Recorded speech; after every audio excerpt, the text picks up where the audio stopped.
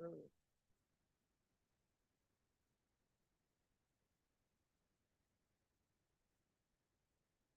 the worst.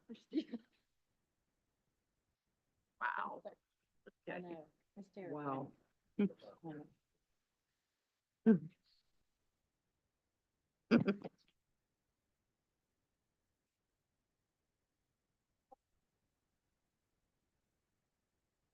Wow. You guys got your phones off over there?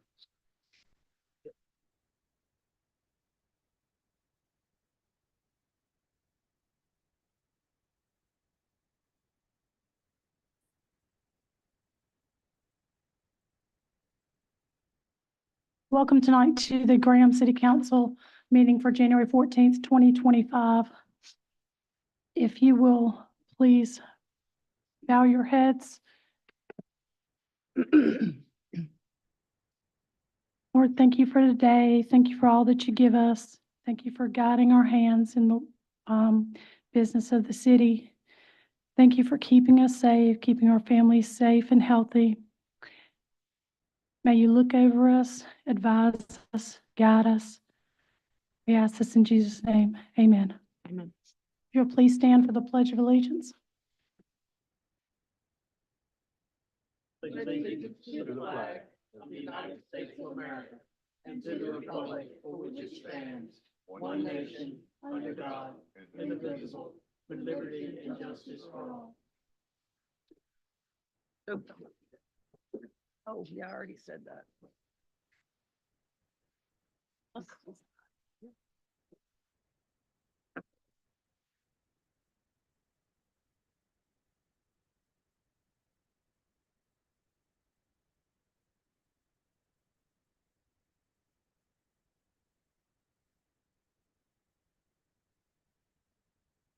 like to welcome everybody here tonight.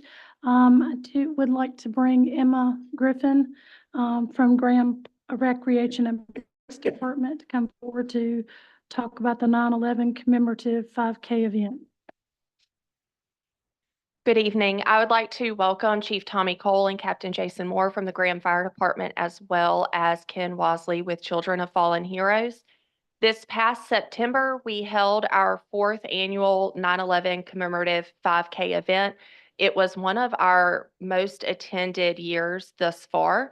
And this is an event that's very near and dear to a lot of our hearts. We raise money for the great organization Children of Fallen Heroes, which is based here in North Carolina, but serves nationwide children and families of fallen first responders, as well as foster children, providing STEM programs and other therapies and retreats. So this year, we'd like to present Ken Wasley with our check. You can answer that right.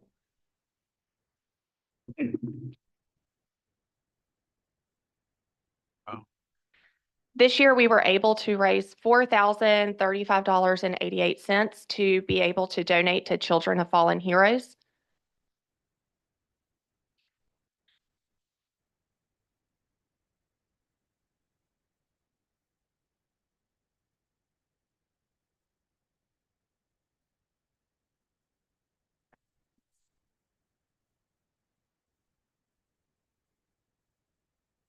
And then also a special part of this event that we do is a First Responders Team Cup.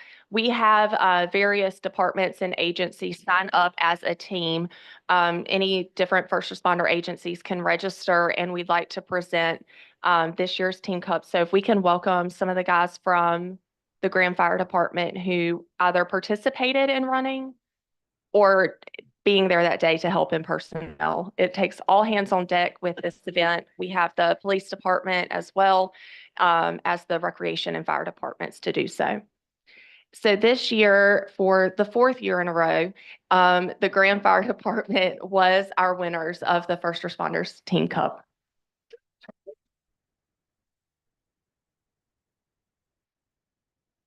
Congratulations, guys and gals. There's all that represent here for the city of Graham and the wonderful fire department and first responders.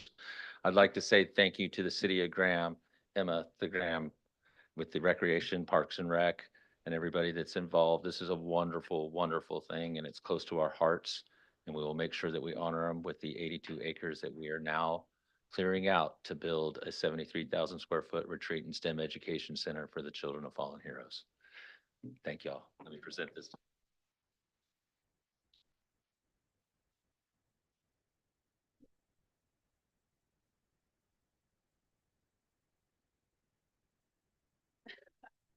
Y'all that running. You did. Okay.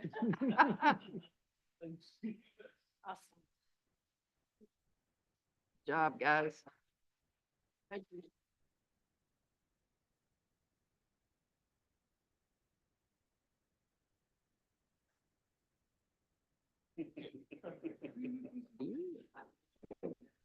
Madam Mayor, just a quick note. I do want to recognize Emma and Jason. Jason serves as our captain of community risk reduction and community engagement. And between those two individuals and with help from our police department as well, they put this event on every year. And I just want to publicly recognize them for their efforts and all the work that they put into this to make it very successful. So thank you again. Thank you.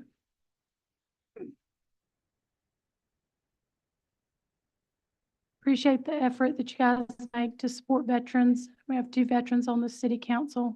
Bonnie, Bobby here, and I know they appreciate it, and so does the rest of the council.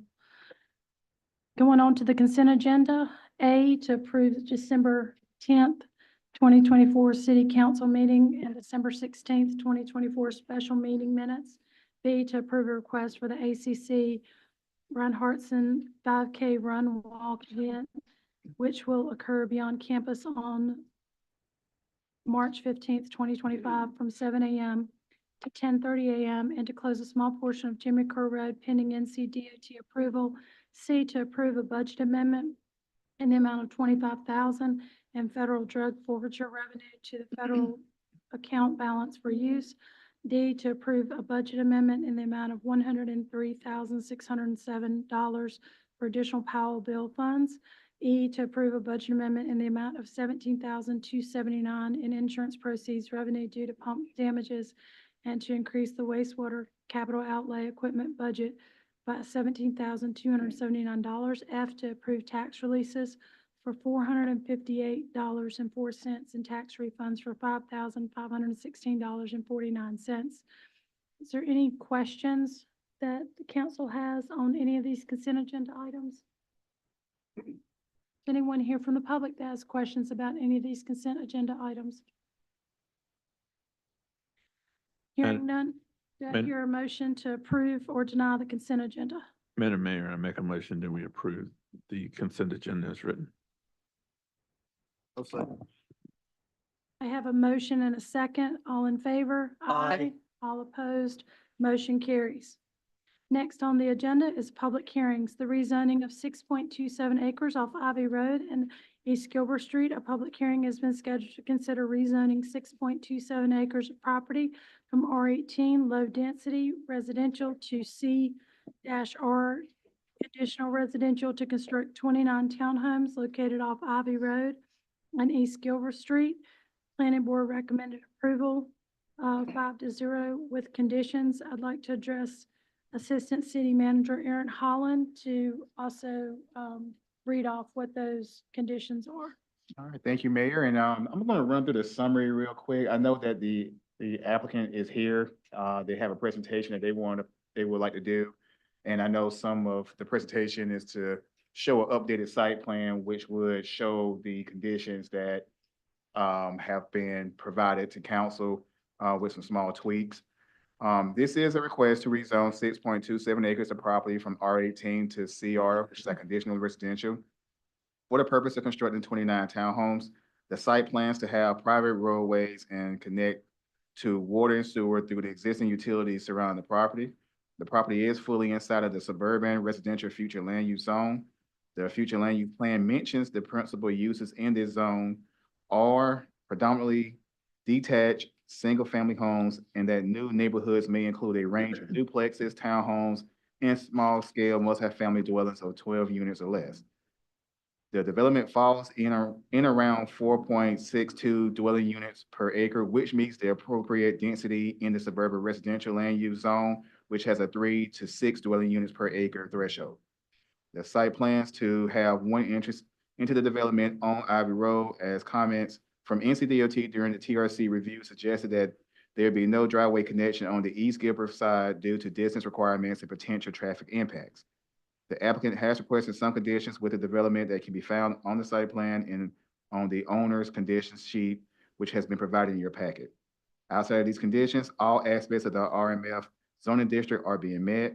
Since the development is over 5 acres in size, the applicant was required to provide open space within the development, and all areas can be found on the site plan. As you mentioned earlier, Mayor, Planning Board did recommend approval with some conditions with a 5-0 vote. Along with the recommendation, the Planning Board asked that we are to accept the updated owner's conditions presented during the meeting, requiring 8-foot tall at the time of planting evergreen tree buffer to supplement the type C buffer, which is required on the southeastern portion of the property. Planting shall be spaced to 90% opacity to decrease visibility into the development in the same southeastern portion. A berm is to be installed to divert water away from the neighborhood property. Work with the gas company and NCDOT to relocate the driveway further east to provide more space between the Stroud driveway. Open space grilling area along the Stroud property line to be changed to undisturbed open space, include a berm on the Ivy Road street planning, and acceptance of alternative turnaround approved by the fire marshal, SCM to meet pre-post calculations required by the ordinance. And another requirement was that, I'm sorry, you're reading too fast. Could you get back to where it says, the 90%? opacity, Yeah, and then you said a berm on that's the berm that goes on the Gilbert Street side, and then also a berm on the Ivy Street side? Both sides, there'd be berms. Is that what you're saying? well, they were recommending that there be an 8-foot tall planted evergreen tree buffer to supplement the type C buffer required on the southeastern portion of the property. And I think Amanda has a drawing of it. It's easier to see it once they come up with the actual drawing. And relocate the driveway? Further east to provide the space from the Stroud driveway. She'll have this on her drawing. It's easier for me to read it out and then she So showed. what did we get? Did we get the old drawing or did we get the new drawing? So what you received was was a site plan that had some conditions attached to it going into the planning board that now has been updated to reflect those changes from the planning board meeting to now. So it's more current based off of those conditions. So we have the old drawing. Right. So that's why it's easier for her to come forward. And I have the presentation to show you because it's easier to explain it once you see hers. Okay, but are you saying the berms would be on both sides? Would it be on both? Sorry, go ahead. Okay. I was trying to write it down as you were saying, but you talk really fast. Well, that's that Bladen County in me. Uh-huh. But in the last condition was that planning board had requested that the streets be public, which city staff asked that council does not have these as public. We prefer if the developers want those to be private. We don't want to assume maintenance on anybody's road in their development. There are costs associated with that we would not like to assume if they don't have to. So with that being said, I can answer any questions that you may have, but it may be easier for Amanda to come forward with the presentation to give you an overlook on the updated site plan. Okay. This is a public hearing. If anyone would like to speak tonight on the proposed rezoning, we're going to have the developer's representative, Amanda Holdren, speak first, and then just raise your hand and I'll get you right out immediately after.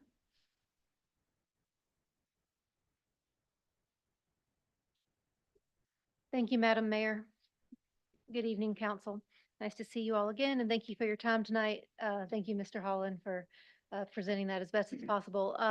Just to sort of recap where we are, we came forth to planning board with a TRC reviewed and approved site plan that we presented. And the planning board, as you know, and just heard detailed, approved that with the recommendation of several additional conditions.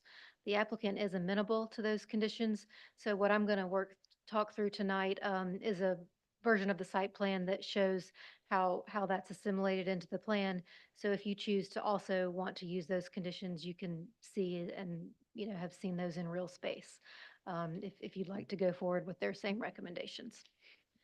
For the record, Amanda Hodier, 804 Green Valley Road, Suite 200 in Greensboro. I'm here tonight on behalf of the property owners and applicant for these two parcels. It's 901 and 905 East Gilbreth Street, as you know, and there are two different ownerships there.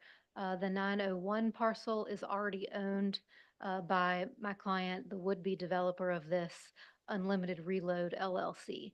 That partnership is comprised by Mr. Chad Meredith and Andy Shaver, who I have with me here, two North Carolina born and working builders and developers that specialize in this small scale residential development here in the Triad corridor. So they do own that property. They have put the property next door, the 905 Gilbreth Street property, under contract. So that would also come into their ownership, and they would be the developer builder here.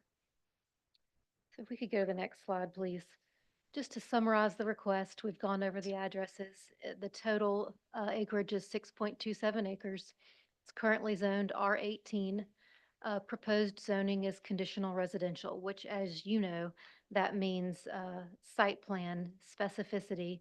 The site plan's offered to you as a condition. So the site plan that ultimately gets approved, if approved, is in and of itself a condition. So most of the conditions we'll talk through are represented graphically. In some instances, there are some additional narrative conditions, if you will, that supplement that site plan. As I just mentioned, the applicant's agreeable to the proposed conditions that planning board has suggested to you. So if that's something that you all would like to see officially proffered tonight, we're willing to do that. And you'll hear us explain and detail those as we get moving here. At bottom, and what's important to remember, conditional residential can include all residential formats, multifamily, manufactured homes, single family, patio homes, what have you. So it's important to specify here and remember that an important aspect of this offering is that it's limited to just townhomes. So all of the other residential use types that are in your permitted use table are not being considered here. It's townhomes that are reflected on the site plan, and that is, of course, a committed firm condition going forward, limited to 29 homes. So if we could go to the next slide. This is our subject property, just to orient us. You see the red star there, of course, at the corner of Ivy Road and Gilbreth Street. You'll note that we're just south of the interstate corridor, just west of Highway 54 or Hardin Street, and of course, proximate to several other residential developments in more dense formats and less dense formats. I think which is what you would expect to see on a major corridor like this. You've got apartments, multifamily up along the corridor. You've got additional townhomes and single family underway by Lennar just down the road on Gilbreth. You've got additional multifamily going out Ivy Road and then out into single family. So certainly a desirable location here because of that proximity to goods and services, commercial opportunities along Highway 52, but also because of its proximity to the interstate. So folks can get where they're going beyond Graham as well as within Graham. We go to the next slide, please. This is our zoning context. The red star again, notating the subject property. And what you'll notice here is the R18, of course, that this property is zoned, but around in some of those call outs that I mentioned previously, we have multifamily zoning. We've got other conditional residential zoning that's being manifested as townhomes. And you've got these pockets of density up around the intersection that you can see here with the multifamily. So what I would suggest to you is the request here to put townhomes on this corner nicely completes this land use pattern that we have as you come away from the interstate and just one corridor off of 54, excuse me, that you would introduce townhomes here as well to kind of create the full scope of residential offerings at this desirable location and to further that transition as we come from the interstate through the industrial, multifamily, and then the placement of some townhomes here helps create that nice step down into the single family as we go out Ivy Road. If we could go to the next slide, please. So getting into the site plan, again, a conditional residential request really is all about the site plan that goes with it. So this plan in your slideshow is what we have revised in accordance with the recommendations from Planning Board. So it's different than what's in your packet, but I think that that's helpful because that way you can compare and contrast what Planning Board saw and what they wanted to modify, which is represented here. So again, conditional residential site plan commitment. This is a maximum of 29 units, as I've said. The site plan features a few hallmarks I want to call out. There's guest parking provided. That's in excess of your ordinance, of course. The parking with each home is per the ordinance, 2 spaces per each home as your ordinance requires. So that guest parking is in addition to that. We've got internal sidewalks. I'm within the- sorry. Yes, I'm ma'am. so sorry. I just want to make sure, you said the overflow parking was how many spaces? It's currently shown at, I In believe, the old plan, it was 4. I believe it's 7.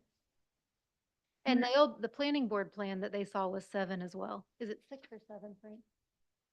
7 with 1 handicap. Okay, so 6 is that- plus 1 handicap for a total of 7. Is that down at the bottom? It's at the top, close to East Gilbreth, at that terminated, at the end of the term, yes. Got it. Thank you, Aaron. So that's in addition to the requirements based on the housing that's being requested. Let's see, where were we? Sidewalks. So this site plan does offer both internal sidewalks within the neighborhood as well as external sidewalks along the public right-of-way frontage. So that's along Ivy Road and East Gilbreth. That's important. That's a citywide requirement. So as properties develop, as the city comes in and does sidewalk, this property won't be an island to that effort, and its sidewalks will be in place. Active open space, or excuse me, I skipped over intentional perimeter buffering. We're going to get into that in more detail in a moment. But buffers are done with intentionality to comments we heard from our neighbors that are on the other side of those buffers. So we'll talk about that more in a moment. Active open space is required here, as you heard from Mr. Holland. So you see down at the southern, or I guess southwest end of the site. Yes, thank you so much. We've got a walking trail there that activates that part of the site. Up at the other end along East Gilbreth, we also have open space here that's infused with picnic areas, grilling stations, some gathering opportunity for folks to come out and utilize that. And that is also a modification since what the planning board saw. So it's different from what you may see in your packet, and we'll talk about how in a moment. This site also has on-site stormwater management, of course, because it's required to per your ordinance. And we have a preserved area behind the single-family homes along Ivy Road where there's no development at all. If we could just quickly go to the next slide, and then we'll come back to this one. So the property creates this panhandle, if you will, if we're going to describe the shape. So this part of the site plan is looking at just that panhandle portion that extends down behind the single-family homes that front on Ivy Road. So as you see here, we're not proposing any development in that area. As I've mentioned, the site plan is a firm commitment. It's a condition of the zoning, so that can't change. So there's nothing proposed here beyond that stormwater pond that you see. We do have a sewer easement here, of course, to get down to the sewer that runs in the creek bed there, but there's no vertical development proposed. That was an important concern and feature to some folks that we talked to along Ivy Road. The family who I don't believe was able to be here tonight, but you may have heard from. But that was a key concern of theirs that we wanted to make sure they knew was still included in the plan today. So if we could go back to the main part of the plan, thank you. And if you need a reference point, up on the upper right-hand corner, you see the totality. Thank you. So that shows you that panhandle area as opposed to this wider part that is up at the intersection where the development is located. So that's where we're focused now. So since Planning Board, you heard and saw in your packet the conditions that they recommended. A lot of them had to do with buffering and the perimeter buffers, so I want to go over that quickly. Let's start at Ivy Road. The ordinance requires, and this site plan provides, the 8-foot perimeter streetscape yard that's required along that public right-of-way. So what has changed about that is instead of it just being the width and planted per the ordinance, in response to neighbor comments that we heard about wanting to better mitigate the view of the back of these homes as they travel Ivy Road, we have offered to put a berm in that area. Now, the berm height will be dependent on how much of a slope and crown you can get within that 8-foot width. So we want to make sure that we don't, create it in such a way that you can't plant it, because we also still will meet the planting requirements. So that berm height is dictated by the width, but we have committed to that berm there, in addition to just the spacing and the plantings. Moving to the southeastern corner, if you would, Aaron, maybe highlight that property line. Yes, thank you. All the way up to the road, all the way up to Gilbreth. Yes, thank you. So this property line, we had a lot of dialogue from a neighbor there as well, that they wanted to, make sure that they were also had privacy, sufficient privacy. So in addition to the type C planted yard that we are doing there, we also agreed to put a berm along in this area. So those plantings will be raised from grade to give him additional height view protection. For his single family home that exists at, I believe it's 907 East Gilbreth. 911, thank you, is our neighbor there. Also, that buffer also gets additional special treatment in terms of type of planting and size at installation.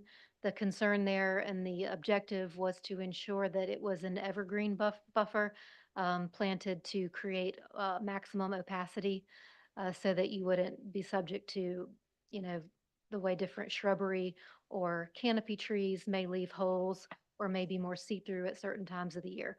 So what we've committed to here is an evergreen buffer planted with arborvitae or something similar, something of that nature that is year-round evergreen, grows quickly to an opaque screen, 8 feet tall at the time of installation, which is a good deal larger than what would be required by the ordinance, and is a optimal installation size for fast, healthy growth.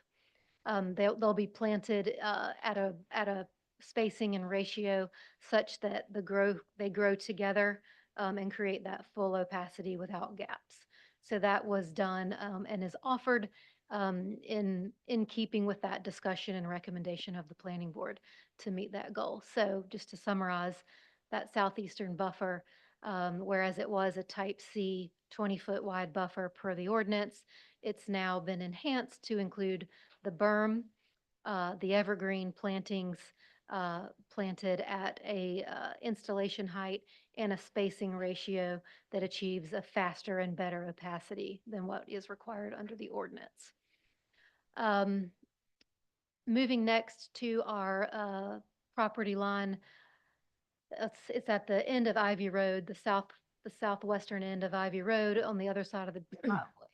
Keep going. Yes, thank you. So this was another big discussion area.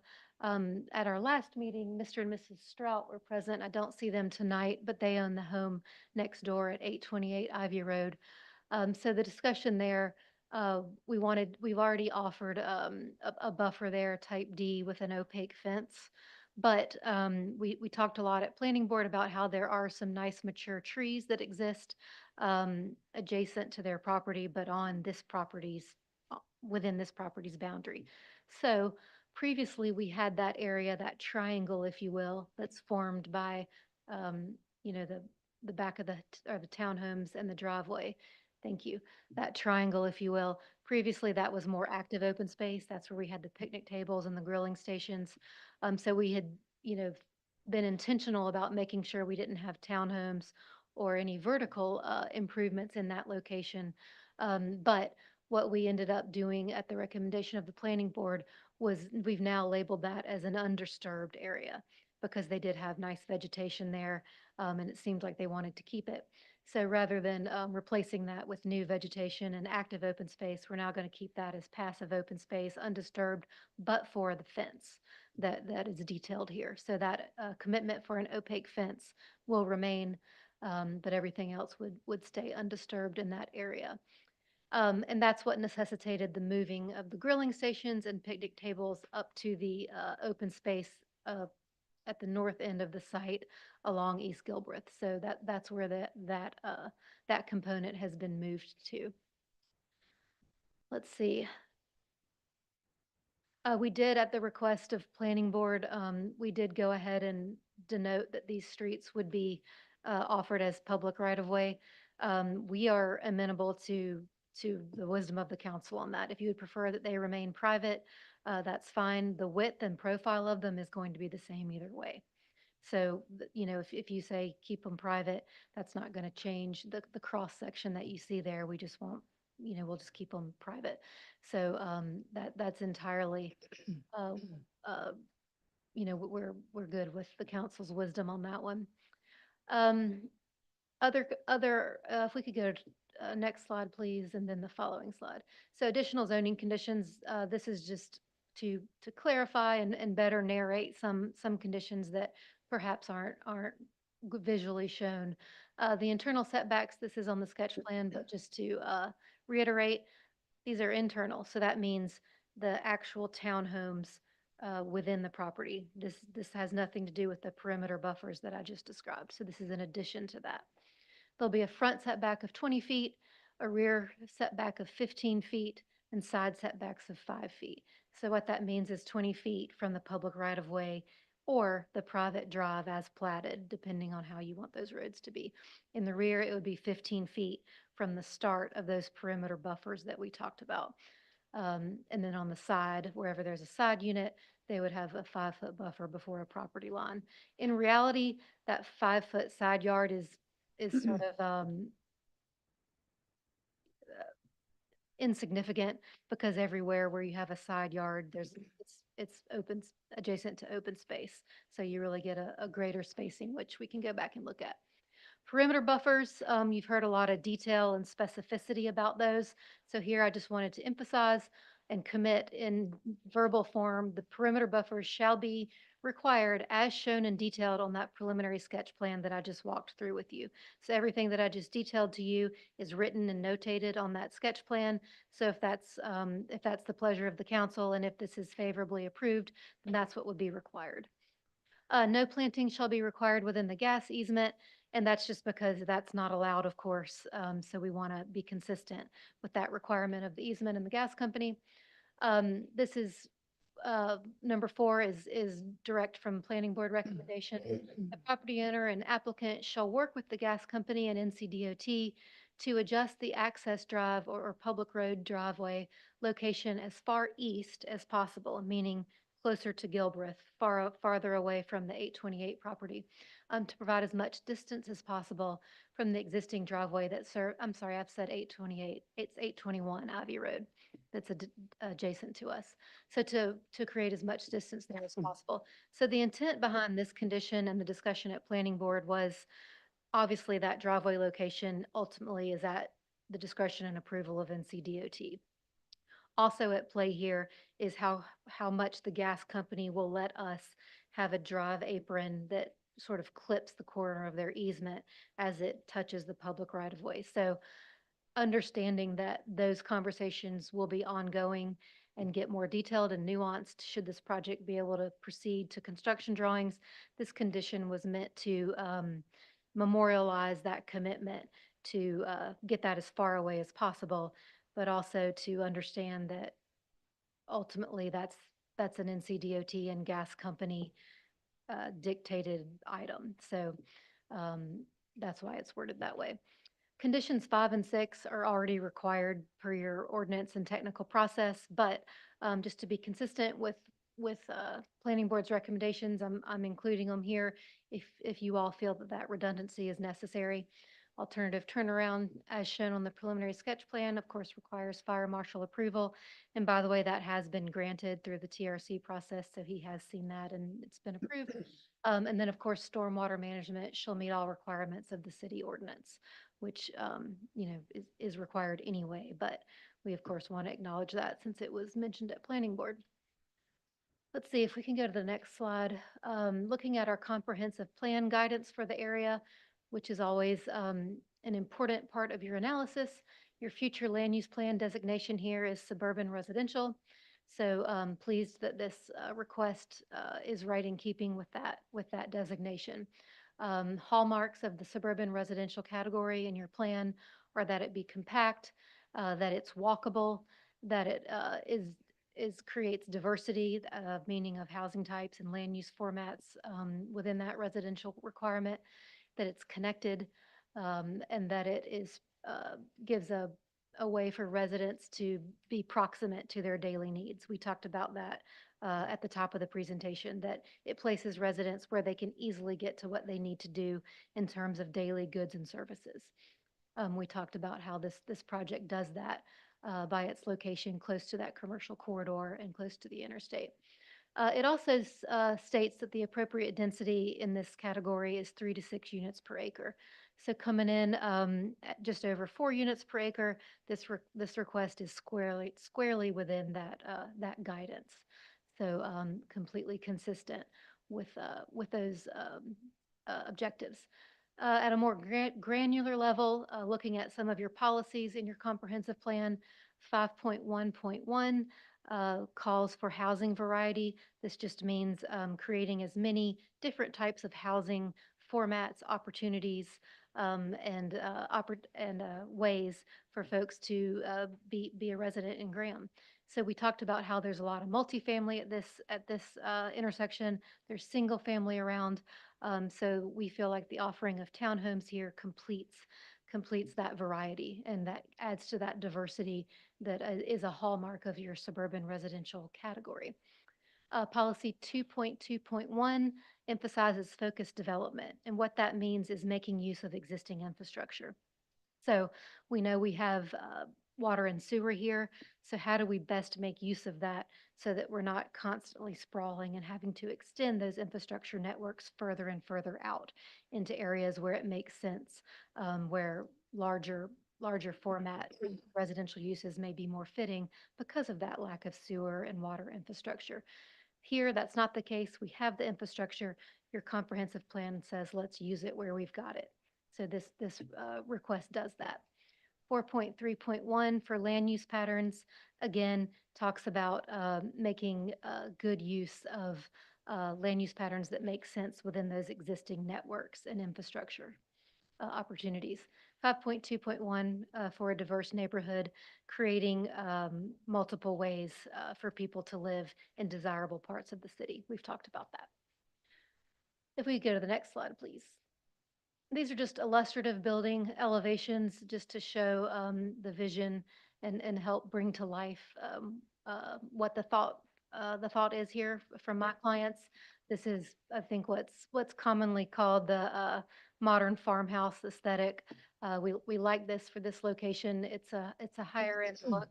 Has a lot of the hallmark features that we see in current construction desirable neighborhoods, and we feel like calls on the vernacular that's common in this area with gabled roofs, overhangs, eaves, panel garage doors, that sort of thing. If we could go to the next slide, please. Just to talk a little bit about our neighborhood outreach, we did send this letter out back in November to all of our neighbors within the notification radius to create an opportunity for them to know how to contact us. We also hosted an informational meeting on Zoom to open that dialogue, which we had that meeting and had one one property owner in attendance. It was the Ernst family that's not here tonight, but I know has been engaged in the process. They were at planning board and continued to help us dialogue with other neighbors on their street. We also knocked on doors and had my client, Mr. Andy Shaver, had one-on-one meetings with different neighbors, including 911 East Gilbreth. The Ernsts were kind enough to use the plans that we provided them and walk those around to some of their other neighbors who weren't able to be on the Zoom and get their input as well, which I believe they detailed to you all in their correspondence. So through various measures and the help of some neighborhood ambassadors and at Planning Board, we got a lot of good dialogue at Planning Board, which directly produced the conditions that Planning Board recommended to you and that we've shown and agreed to here tonight. So we feel like we have had a very healthy and productive neighborhood outreach process that has produced a better plan and was very informative at Planning Board. So with that, I'm here to answer any questions. I know we've got neighbors here to talk as well, so we can continue that dialogue. We have with us here tonight our civil design engineer, Frank Cantrell, who produced the site plan that we looked at, so we can go into any of those aspects.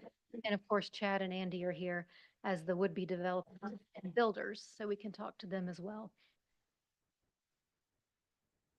Get back to the picture that shows the front and rear of the property. Can you explain to me the fencing, how the fencing that appears in that picture would work? Well, these are illustrative, of course, so focus more about showing facade typology.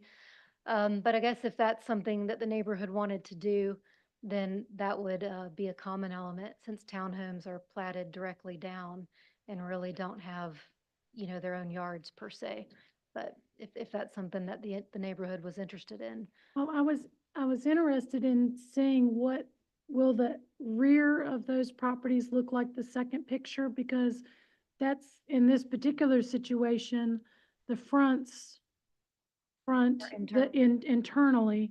And, when you're coming down Ivy Road, you're gonna be able to see, even with your buffer, with your landscaping, you're still gonna be able to see the rear of all those properties. And is that gonna be something that looks, like the rear of a building, or is it gonna look, because that doesn't necessarily look unattractive Right. there, but I mean, Mhm. is it gonna have like a bunch of storage sheds? I mean, what is it gonna look like? No storage sheds, and you can also see this by way of the site plan that, we would want to have some sort of outdoor space for each homeowner. So I think a patio or a deck, depending on the grading, a small deck could happen. But other than that, that's it. There's not storage sheds on the back of these. We were careful to look for elevations that matched the vision, where you had a interesting roof line like you saw in that picture along the rear, windows, of course. So I would suggest to you that the second story would probably be more visible than the bottom or the ground floor, if you will, because of that raised streetscape yard that will be along Ivy. But, Oh, I'm sorry, I didn't understand that. So it'll be down the entire, I thought it was just for where the neighbor was.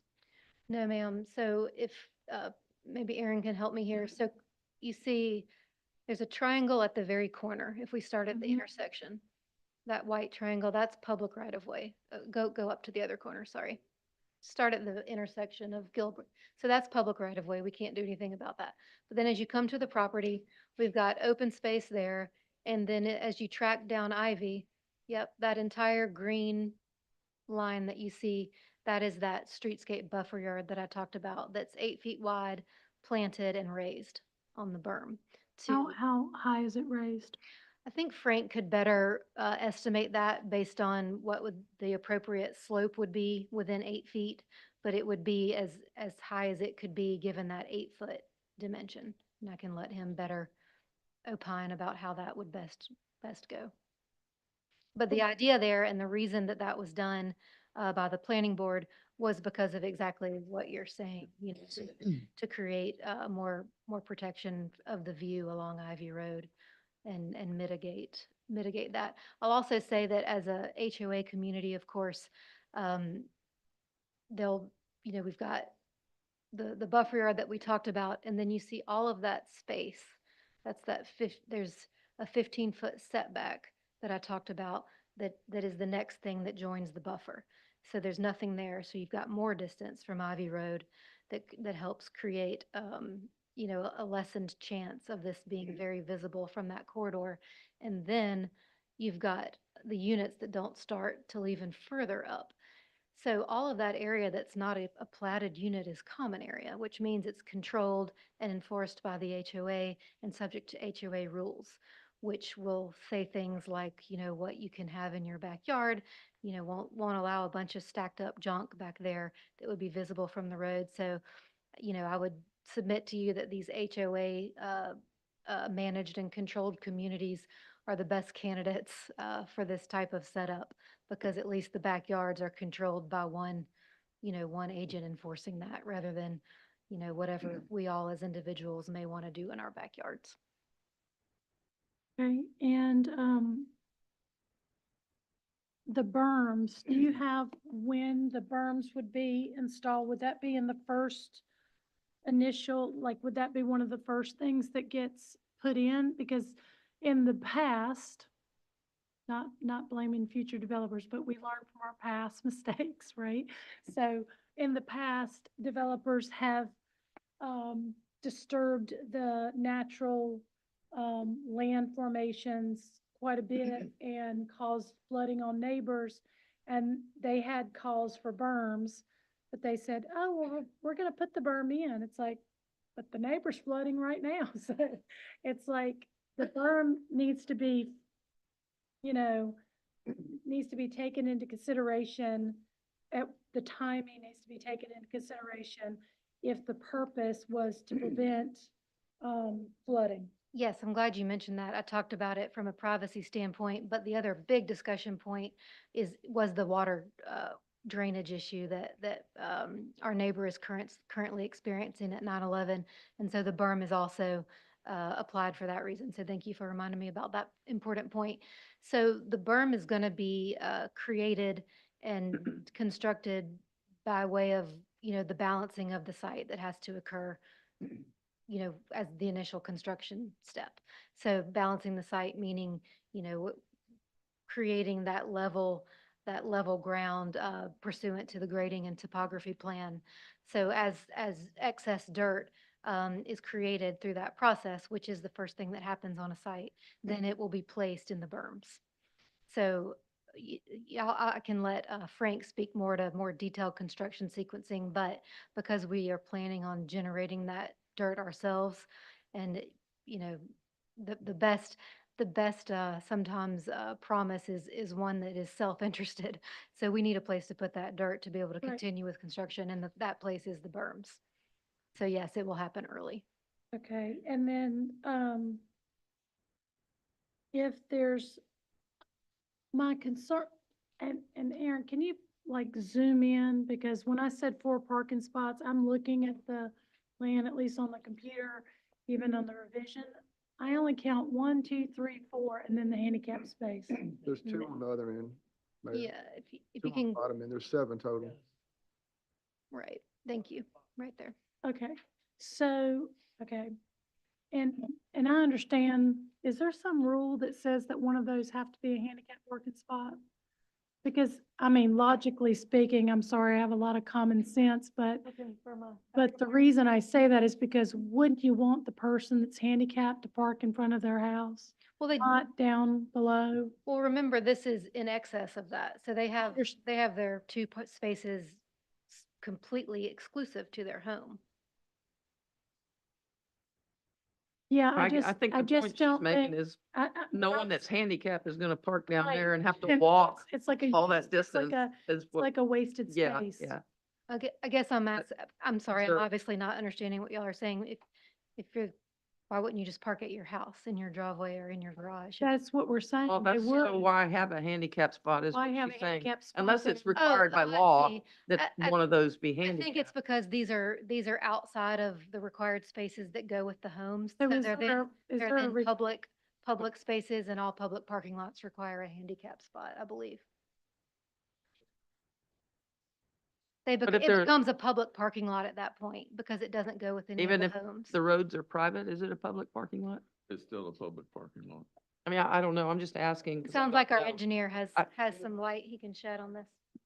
I mean, I get what It's a you're good saying. question. Yeah, I mean, Yep. they're not, I just feel like that space is not gonna be utilized for the purpose of that it's intended for. Good evening. I'm Frank Cantrell. I live at 16439 Bastille Drive in Charlotte.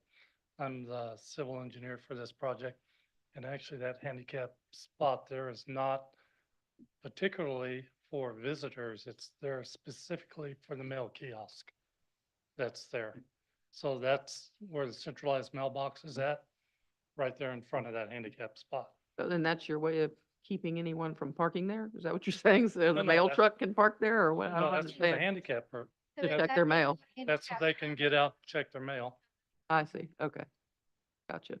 That seems like a very limited use, but okay. Okay. Yeah, well, we're required to give them, If you're required, I Yeah, get we're it, but I'm saying if you weren't required, was my biggest concern with this project is parking. With you proposing 3-bedroom homes, the space between the home that comes back to the sidewalk is 20 feet.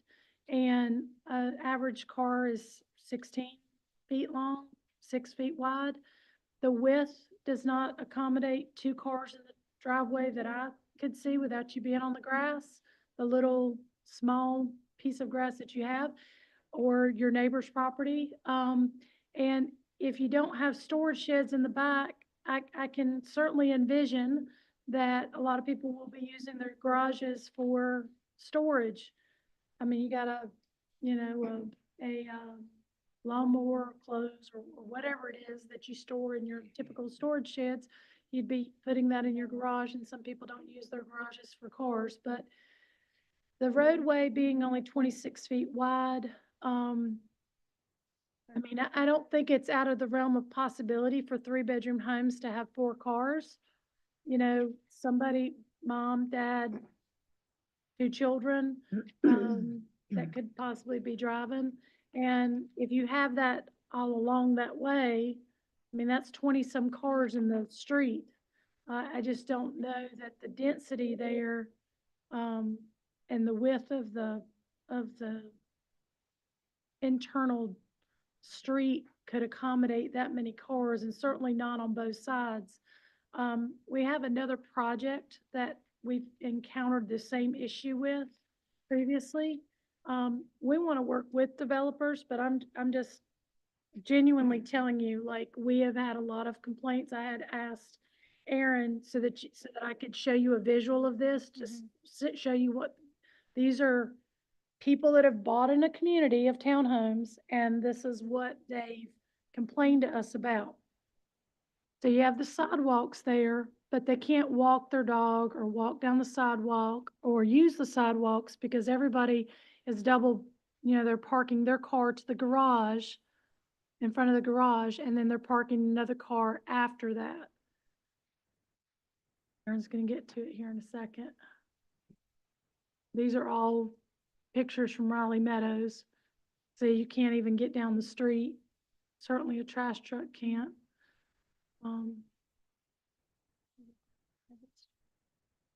Can you scroll through that? Picture I want to show is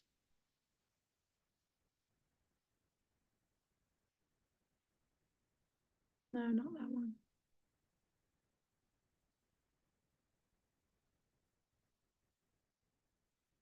So you can't get through there, but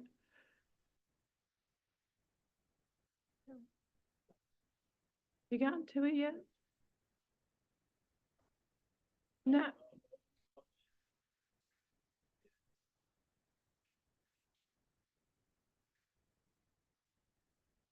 No, I sent you the picture. Anyways, I have it on my phone, but basically where that driveway is, from, you see the car, the distance probably from where that sidewalk is back to the garage door is probably only 20 feet as well. They park the car there and then they park another car behind it. So every time the person's walking, they have to walk out in the road and come back up on the sidewalk. and walk back on the road and come back up on the sidewalk. Mhm. And this pits neighbor against neighbor, because you got the neighbors that are calling, complaining that people are blocking the sidewalks. And then you got the other neighbors that feel like they're getting ratted on from the neighbor that's calling and saying, do something. The city is in a position where they can't do anything about it. And so there's a lot of discourse with the city because we haven't gotten, the streets turned over to us. They're still in construction. And so, everybody's mad and nobody is fixing the problem. And, they have a lot more, overflow parking.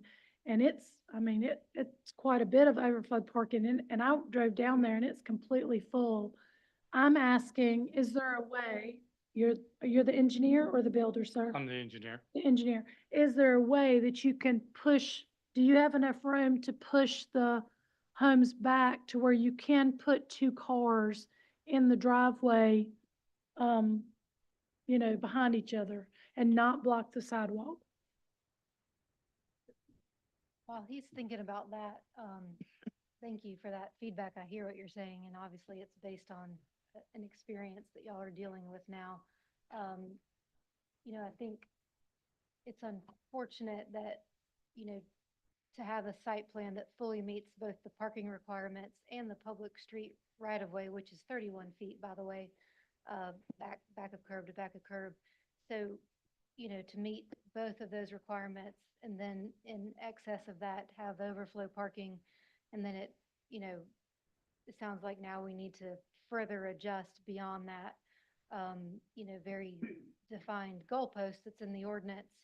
It's a little difficult to, kind of know what to pull at. But I think you're right that the choices are push the units back and then you're losing, that rear yard and separation that we've talked about, both closer to Ivy Road and closer to our perimeter yards with our neighbors. Or, we could get creative and look at some way to do a side-by-side driveway in the front, but that would, of course, give up front lawn greenery. Potentially you could look at some sort of pervious paver there or something, but I guess the point is, if that's something that is a higher priority than those rear setbacks and the front yard, then, absolutely, we're happy to brainstorm that. But I guess I just want that direction, if that's something you'd like us to look at the expense of those other areas. Yeah, I think that, the planning board, I know that I believe they brought up parking being a concern for them. And I think, one of the comments was, well, is that being planned on based on a compact car? But, I think we need to plan based on people having minivans. For 3 bedrooms, I'm Yeah. thinking. We meet the requirements with standard vehicles. It's 2 spaces per home. So if it's how wide, 12 12 inches? feet wide and 12 feet wide? 20 feet until the driveway, because to your point, we don't want to count on or force somebody to park over the sidewalk. So that's one in the garage and one on the driveway. And then the full 31-foot back-to-back roadway, which again, to your point about ensuring roadways that function, that's the city's standard. We're not asking for relief from that. And then we did the excess spaces just out of common sense, I think, because people have guests and, but I hear you, so if anecdotally, you're saying we just know that our ordinance is not sufficient in this regard, I think I'm just asking for some guidance or some I don't know some who thoughts. created the ordinance. I have been a huge proponent of changing the width of the streets to continue to be 31. I wasn't agreeable to the 26-foot wide thing for reasons like this. 31, yeah. That's 26 on the drawing, though. Was it changed on the new drawing or something? Because Because of that. I public I hearing. couldn't read that I'm small sorry, print thank on you. that. You're. Yeah, this is the old drawing you're that we're right, going it's by. 33 on And the the, reason why we went to a wider road was because the fire department, Yep. with their ladder trucks, they needed the More full space. pavement width. Aaron, do you see those? Yeah. Okay, thank you. I think that was So- the confusion. Yeah, I mean, really, honestly, I hope you take this, I understand the expense there is. But I assure you, like, there's a lot of complaints about Riley. I mean, Aaron, back me up. How many complaints have we gotten I'm about? sure, yeah. Like, it's, I guess I'm just saying it. and it's very frustrating because as a city, we can't even do anything. We don't own the roads. And I'm like, you have the HOA, can you not get the HOA to do something? And they're like, well, the HOA hasn't been formed yet because the developer still has control because they're not finished. They're doing things in phases. But that doesn't, Which shouldn't happen, by the way, well, so. I mean, feel free to go down there and I'm sure you could get you some business from going down there door to door, Amanda, but, the, What should happen, and here it's easy because it's a single phase development. are all of them going to be 3-bedroom? If they want to continue with public portion, I can get with our developers here and come up with a couple different ideas we can present before we leave. So yes, we can do that, but I think there's a couple of things to unpack here. So thank you, Ms. Whitaker, for reminding us that we needed to say on record, the new plan that we're offering tonight does have a 31-foot Okay, cross-section. So hopefully that, thank you for Helps. making that change. And then- It's not for me, it is for you. no, I assure you. Um, and you know, I said earlier, we're open to public or private, and I think that plays right into this discussion. Have you found, is it better, you know, if the HOA has that control or if the city does? In this regard, we can do it either way. If it's private and HOA controlled, you know, that's HOA enforcement procedures, and rules through the declaration that everyone is subject to, though the HOA has to enforce it. At the beginning, even when you're not done, the HOA has to be formed when the plat is recorded. And the roadways are conveyed to the HOA immediately because of exactly what you're saying, so that they don't exist in a gray area. So that HOA is an entity that can act and take steps if things are happening. you listening to this, Aaron? I didn't About know that. Riley Meadows?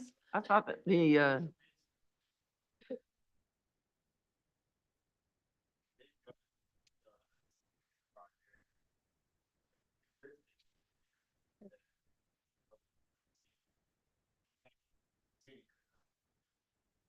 So what often happens is that a plat says to be dedicated. And so everyone assumes that, okay, they're dedicated, but actually there's a time period before they're accepted. And so in that time period is where these problems often happen. So the way to get around that or to plan for it is to convey those roads to the HOA. And that just gives you somebody who's in charge until that acceptance is completed and they do become officially public.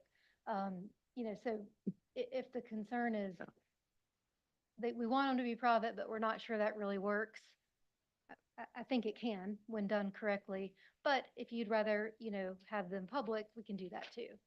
But so we're willing to go whatever way helps this issue. In addition to that, you know, if you'd like to see, you know, adding some spaces at each unit that would necessarily be at the expense of either the rear yard or the front lawn, you know, we can look at that. We're happy to So look. this is For the active area. This is 3-bedroom homes, exactly like what you're presenting with single car garages.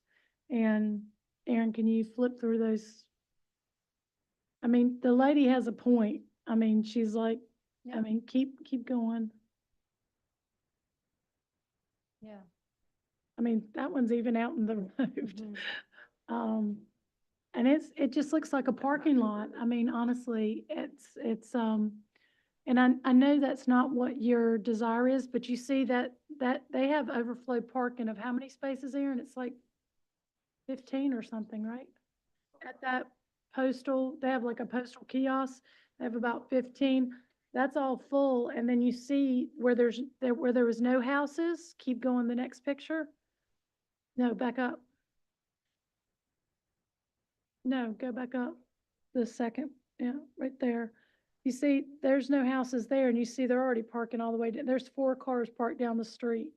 So they're not only just parking there, but they're parking on across the street. And if you've got anybody that parks on this side, then of course the trash truck, regardless of whether they're private or public, a trash truck is gonna have to pick up somebody's trash there, and, going and knocking on doors to get people to move cars to be able to get your truck or whatever down there, it just doesn't lend itself to be, it's a little frustrating, so, Was, single car correct? and I get I understand the reason for the 26 feet wide roads. In some applications, it's okay. But I think with 3-bedroom homes, with theoretically people, Ricky, you live I live like in an old, neighborhood, but you live in a development. How many cars do most 3-bedroom homes have? Put, 2 in the garage and 4 on the pad. But But like if you have a she's 1-car asking not- garage, you can't. There's But all- how many cars does somebody that has 3-bedroom homes, they don't really have, it's not unusual for them to have 3 to 4 or 4. more, right? Mhm. 3 to 4 I'm total, just trying to usually. figure out a way, how can we address the parking issue so that it doesn't look like a parking lot? I'm gonna go back to the site plan from right. So again, it is a 31-foot street here, so it might, alleviate a little bit of that, but I understand that doesn't get us all the way there. So again, I think if we need to, adjust this further, I guess, well, for Frank to go brainstorm, the options I think are, eating into those rear yards and some of that perimeter buffer because it's a 15-foot rear yard setback. So I guess that could potentially get you 1 car if it's compact, but that's not gonna get us all the way there. Or, do you want to add more overflow parking in some of these, previously designated as open space? Is that a better trade-off? Or, again, I think you could make the driveways wide enough to be side by side at the expense of the front lawn. Well, I have one question, and you may not know the answer to this. I don't know. I know this property is 6.27 acres, right? Yes, ma'am. And I know you can put 3 to 6 units per acre. But I know a lot of that is part of that panhandle. I was wondering if you knew what the number of acreage was on that panhandle there that you really can't put anything there because of the odd shape. It's kind of shaped like a spatula, you know? Yeah, it's very narrow. Yeah, so I was wondering how much I measured that, like Bonnie. acreage are you putting the actual 29 townhomes on? You know, is it- 3.89 is what I calculated Is when it- I measured okay. it. Don't have that. Because I mean, that's a high density for that little, Oh, I know that by the, That would be applying a different measure of density than anywhere else in the city applies, so I'm not sure that's, Well, I don't know, okay. that's not how Um, density is that's- calculated anywhere else. yeah, though, but you're so- taking property that's open space, that you're designated as open space, that you can't build on anyways. But that's how the ordinance works. So if we're gonna now say that space can't be counted, then this development is held to a completely different standard than anything else in the city. in I'm terms not of how holding you density to a different standard. What I'm holding you to is the intent of the density is 3 to 6 dwellings per acre. And you're adding property that, can you build on that I'm piece goes all the way Well, down? and that was my question sure is, we is, could but I think it's better served as passive open space, and I think that's why planning ordinances across the country allow that open space to still count towards the density because you still get a benefit from it. It's called cluster subdivisions or cluster planning. By putting everything in a more focused area, then not only the neighborhood, but the whole region gets the benefit of that open space and that breathability in those pockets in the landscape and the land use pattern.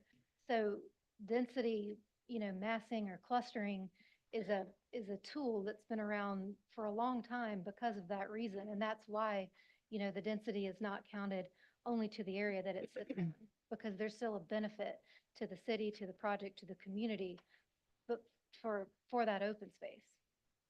Aaron, didn't we But- just change the wording so that it was directed more towards usable space? Yeah, and they did meet that. They did meet the definition. And to maybe emphasize, I think what Amanda's getting at is that any piece of property that you look at, there's going to be areas on that property that are not to be built on. You're gonna have creeks and streams, topography. Flood areas. Crazy, flood yeah. zones, yes. So you're going, our ordinance does not distinguish buildable acreage.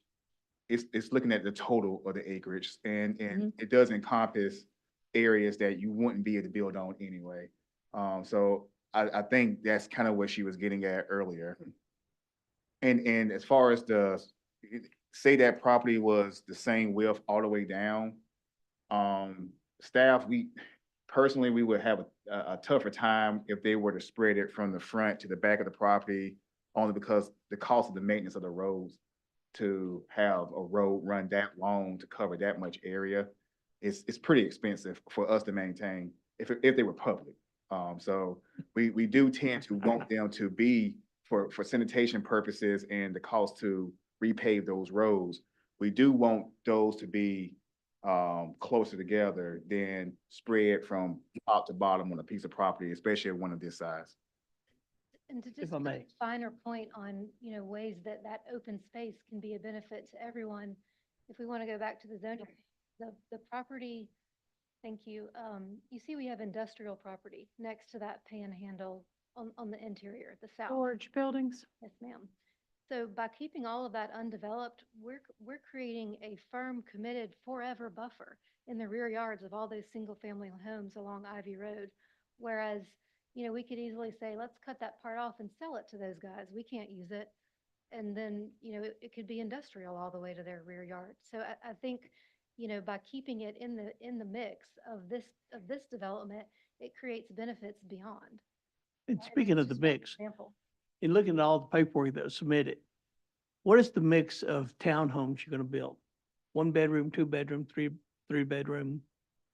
Because Three-bedroom when you look at the drawings for the buildings, they're all the same size, 6 townhomes in each one of them.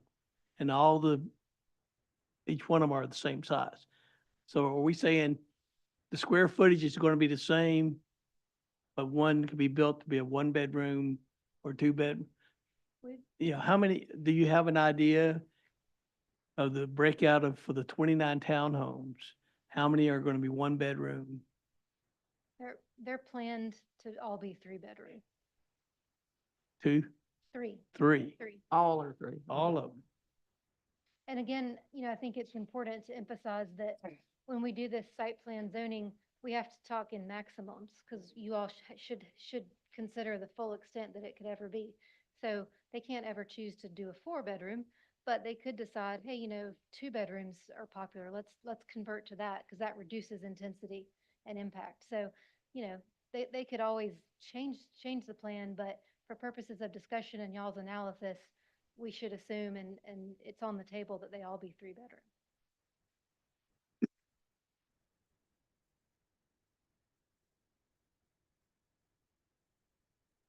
And are you guys, the solid waste and recycling is just gonna be a private vendor still? If the roads remain private? That's what it says on this drawing, but I can't read that. So I don't know if that's, Yes, if the roads remain private, then it'll be private vendors. okay. If they remain private, yes. Yep, that was my question. Oh, okay. Yep, Sorry. thank you. Where's the gas easement? It is immediately to the east of the driveway right there. So where you see that space, yep. and then it runs all the way back, just straight back. All the way through. You see all the way through, keep going. It's to the right of that. Yep, there you go. That open space. Yeah. Yep, that whole area. That's a big 24-inch line. Is there any kind of easements that go down that track into to the warehouse? Any kind of easements that go to Is there, the gas easement continues on. Back of that property on this side where the warehouses are.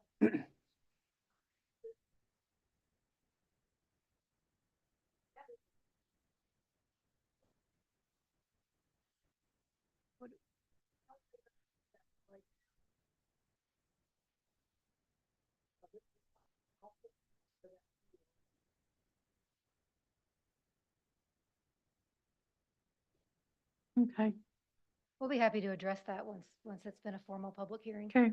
Thank you. Anybody here that would like to speak on this project? Okay, if you'd like to come forward, ma'am? Oh, do we need to open the public hearing? Madam Mayor, I make a motion. We already open. did. We did? Oh, okay, I didn't For hear them it. to, Okay. yes, go ahead. State your name and your address, ma'am. I'm Linda Jones. I own the property, the industrial property that backs up to that long back side of that. Uh-huh. And my question is, in that picture, what was the big green area that goes down in that panhandle in front of the pond? It's an open space, it'd be a walking trail. And what is the big orange thing? What does it denote? That's a walking trail. That's the walking trail. Okay. But my question still remains, if this is if the thing behind it is a runoff pond, how are they going to keep that from breaking or wearing away and flooding out my buildings?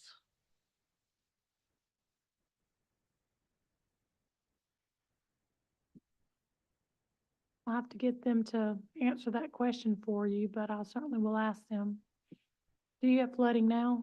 Sorry? Do you have flooding now? We don't have flooding from there, but there is a big ditch back there that carries an awful lot of water when it rains all the way down to that creek.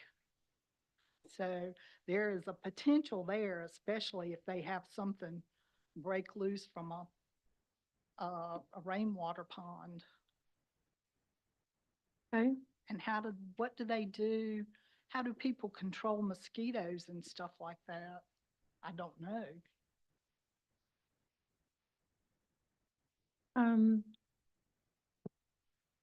you mean That could at the retention pond? Yes, that could be endangering the health of my employees and the people that live on the other side of this out on Ivy Road also.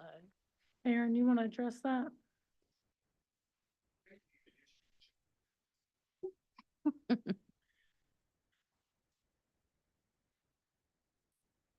I know there's a lot of places that build those, and the apartments over on Ivy Road have one. And I have often wondered, they've surrounded it with evergreens, and I wonder how they keep the mosquitoes down.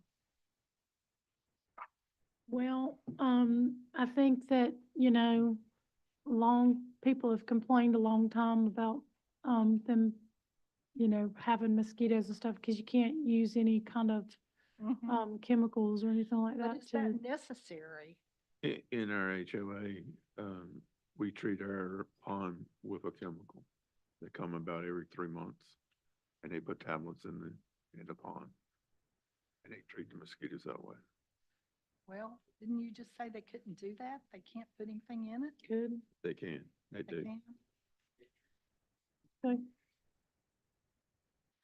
Well, I've still got the concern of, because it looks like it's almost all the way over to the property line there.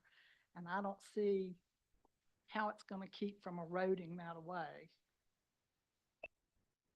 Well, we'll certainly ask the engineer to address Okay. that. Thank you for your concerns. Thank you for being here tonight. I ask if anybody else would like to speak on this. Yes, sir, Mr. Coe?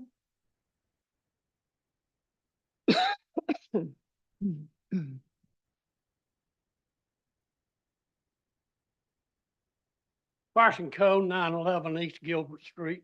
I'm asking my son to assist me.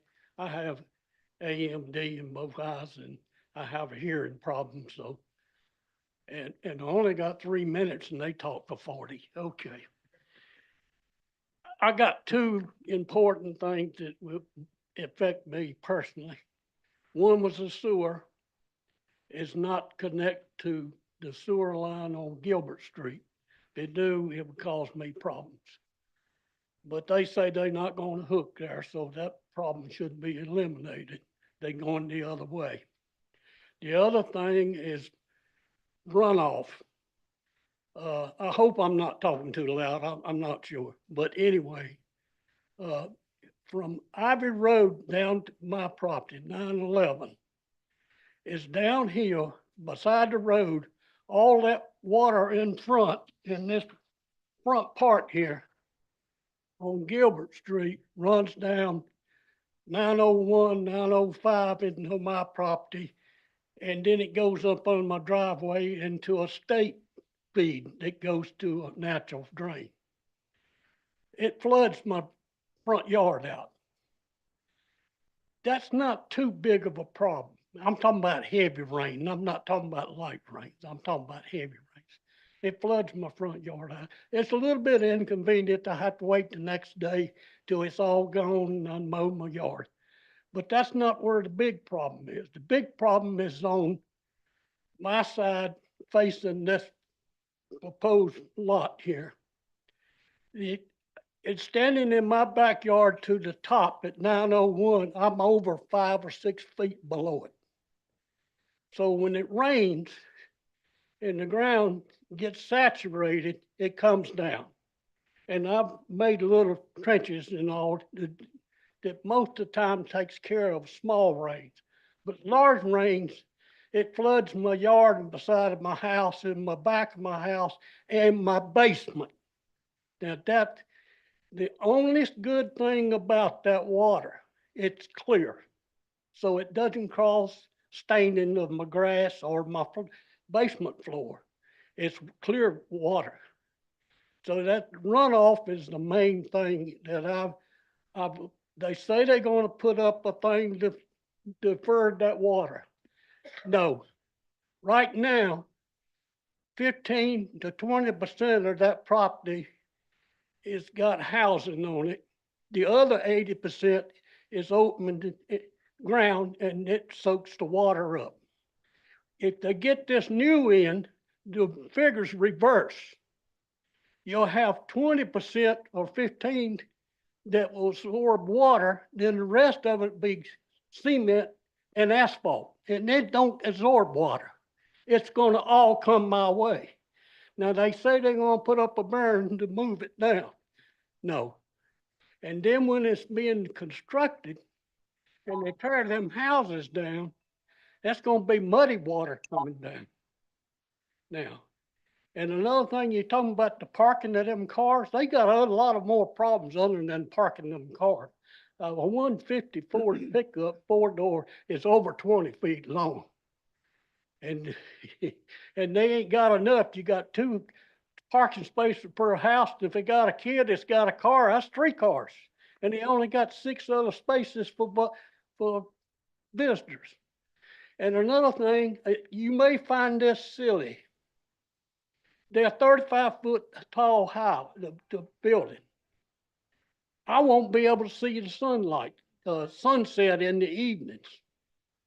It would block it out. And those trees, 8 foot and the 8-foot fence ain't going to clear the view I will have of the back of those houses. You talking about the back of the houses on Ivy Road. The back of the houses on 2 of them units will be on my house in my backyard. No privacy. And I spent a lot of time in the military where I could shake the hand to the guy next to me in the bunk.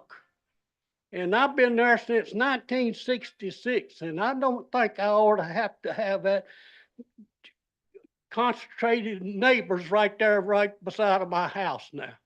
And another thing, four-way stop sign on Gilbert Street and Ivy Road is getting bad. It's any time of the day, it's over 4 cars deep.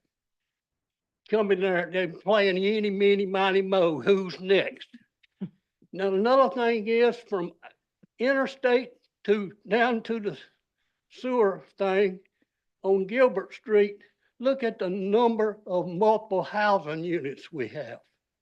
And just below me, they put in 80 more houses there. And then 40 some apartments there. And coming up Ivy Road, look at the number of multiple units is there. The school system's getting taxed with more students and all. We'll have to build more schooling and all. And they, I hate to say anything, but that's just not gonna work for a Pleasant to live there in that place with the space they have. 15 feet behind on the back door to cook their barbecues with, which would be 35 feet from me, 20 foot of the grass there and 15 there, it will be to my house. So I ain't gonna have no privacy there. It's gonna devaluate my property.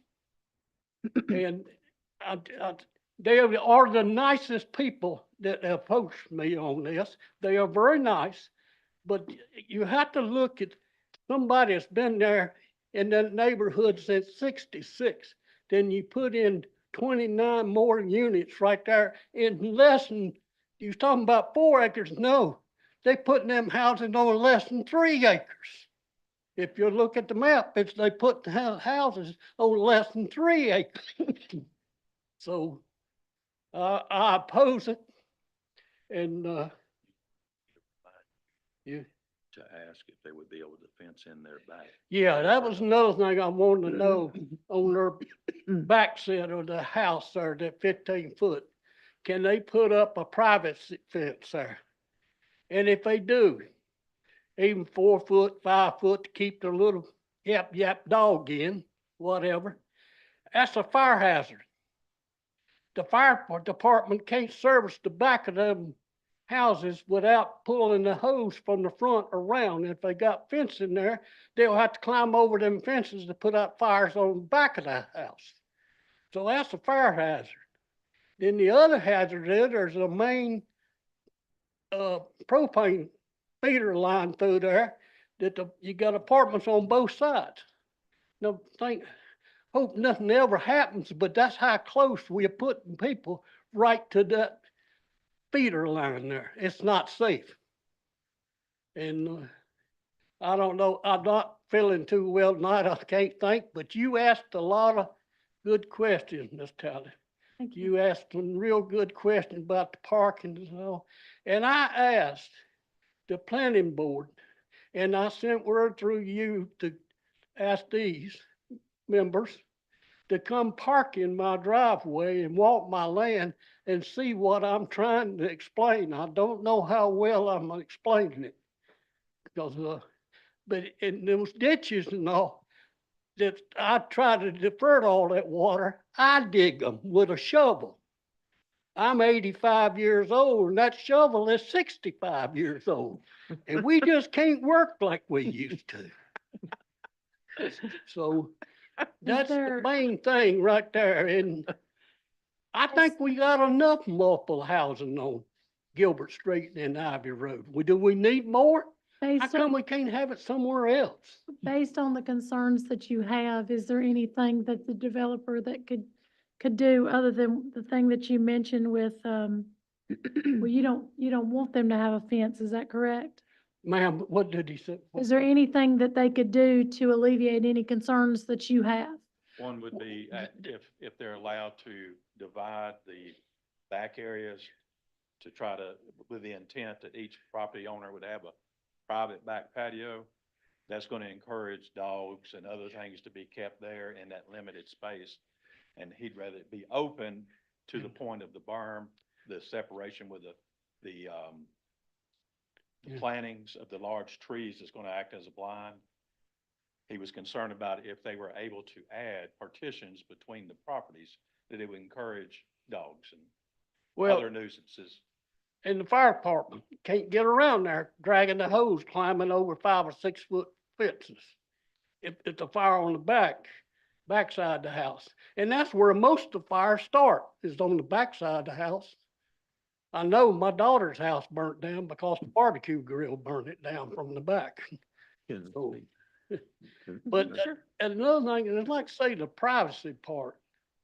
I'm be looking at 12 units, I think it is, or 12, I think that's right. Their back doors is at my back door. I'm not looking at the front of the house. It looked good on that picture. They didn't show a picture of what that back house, that house looks like. Are they gonna have a patio come out on the second floor? I don't know. Do they be looking, I don't sunbathe, so I don't think I would. I know, I was just thinking when you said that they were gonna be overlooking you, I was like, you're not gonna be able to be out there sunbathing anymore. Yeah, there you go. I'm sure they wouldn't stay long, but, I just think we got enough there. And I will say, these people has been real nice to Well, me. that's good. And I understand they got investment, but I also have an investment. I've been there since 66. I got an investment. I'd like to look after mine too. And that would make, my opinion, that would make 4 beautiful homes right there in that neighborhood. And they could still make money on it. Just 4 homes on that lot there. I don't know what else to say other than I asked everybody to come down and look at that property before you make a decision. And far as I know, I asked them to come and park in my driveway and walk and talk to me. And far as I know, not a soul has showed up. I thank you for your time and your, I looked at it I've been there myself. twice. ma'am, I've been down the property twice. I went and looked at it as well.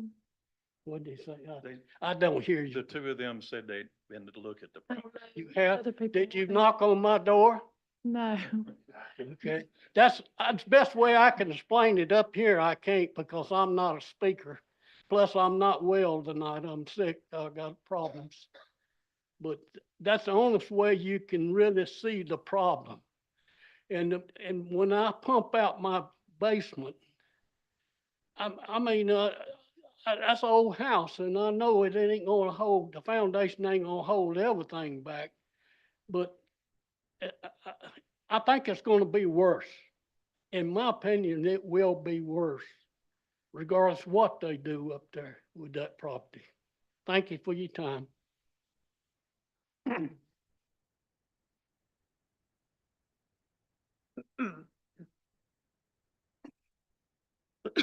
Yes, Ricky. You wanna say Uh, something? Just to speak to this, what this gentleman, was asking. What they are proposed, my understanding of what they're proposed, the whole backyard is gonna be HOA property. All you'll have is what the house is sitting on and maybe the little bitty concrete patio. That'll be the only thing the actual person owns. So the rest of it is gonna be all HOA maintained. If that helps to explain to him. So there won't be no individual fences, there won't be any of that kind of stuff in a residential property like this.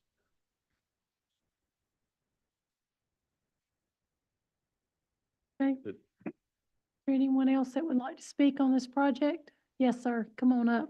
Please state your name and your address. Good evening, everybody. My name's Brian Kane. I live at 818 Ivy Road. And sorry I missed out on so much of this. My schedule wasn't allowed to. So the things I see, issues I see with it is one, the road comes out on that curve at least 3 times a week when I leave going to or from work. Cars coming across the center line and right where that driveway comes out, it's right on that corner. It's going to be dangerous, you know, and I've talked a lot to Pat and Tom And they said that the state said that's the only place that drive can come out, but it's just a dangerous area. So that's just one thing I wanted to bring attention to really from seeing it. And back years ago, the speed limit was 45. I brought it down to 35. I petitioned to it because just seeing how dangerous it is. And most of the wrecks that I've seen since I've lived there has been on that corner. The second thing that I want to bring up is, the back of them, that they're nice homes, but they say they're gonna build, so tall, so it's privacy, right? But did we ever get, how, did we get an answer how tall? No. So what I would ask that one thing. How tall the units are? No, Berm? the berm, there you go. We never really got, because we don't know, right? I have that on my list. So well, it's 8 foot wide, right? Right. So anyway, so what I would really ask is that the trees that's gonna be planted, the 8 foot trees maybe, those also be planted on the Ivy Road side. Cause while we're going by and seeing stuff, I understand the HOA is gonna be,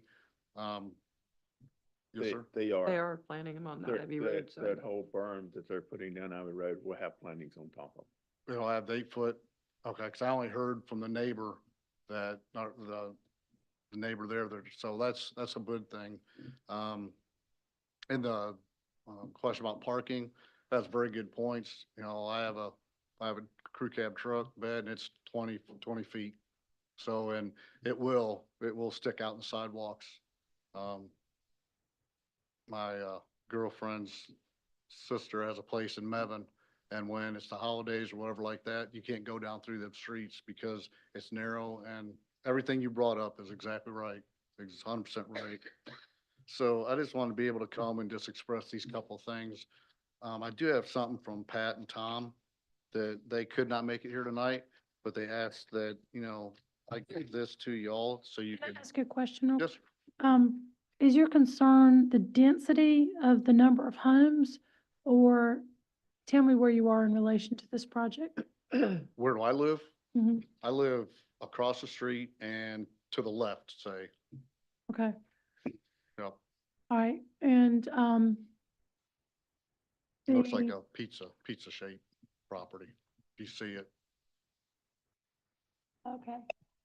And is your concern how many homes are there, or is your concern the traffic? It's the traffic. It's the traffic. And How much traffic the homes will generate? it will, and actually Pat and Tom actually did the math on this, and they said 45 to 58 vehicles a day. I guess maybe you have that. Yeah. Maybe, okay, you good. Yeah, we I have- was hoping I wouldn't have to read it. No, you don't have to- we got it. So.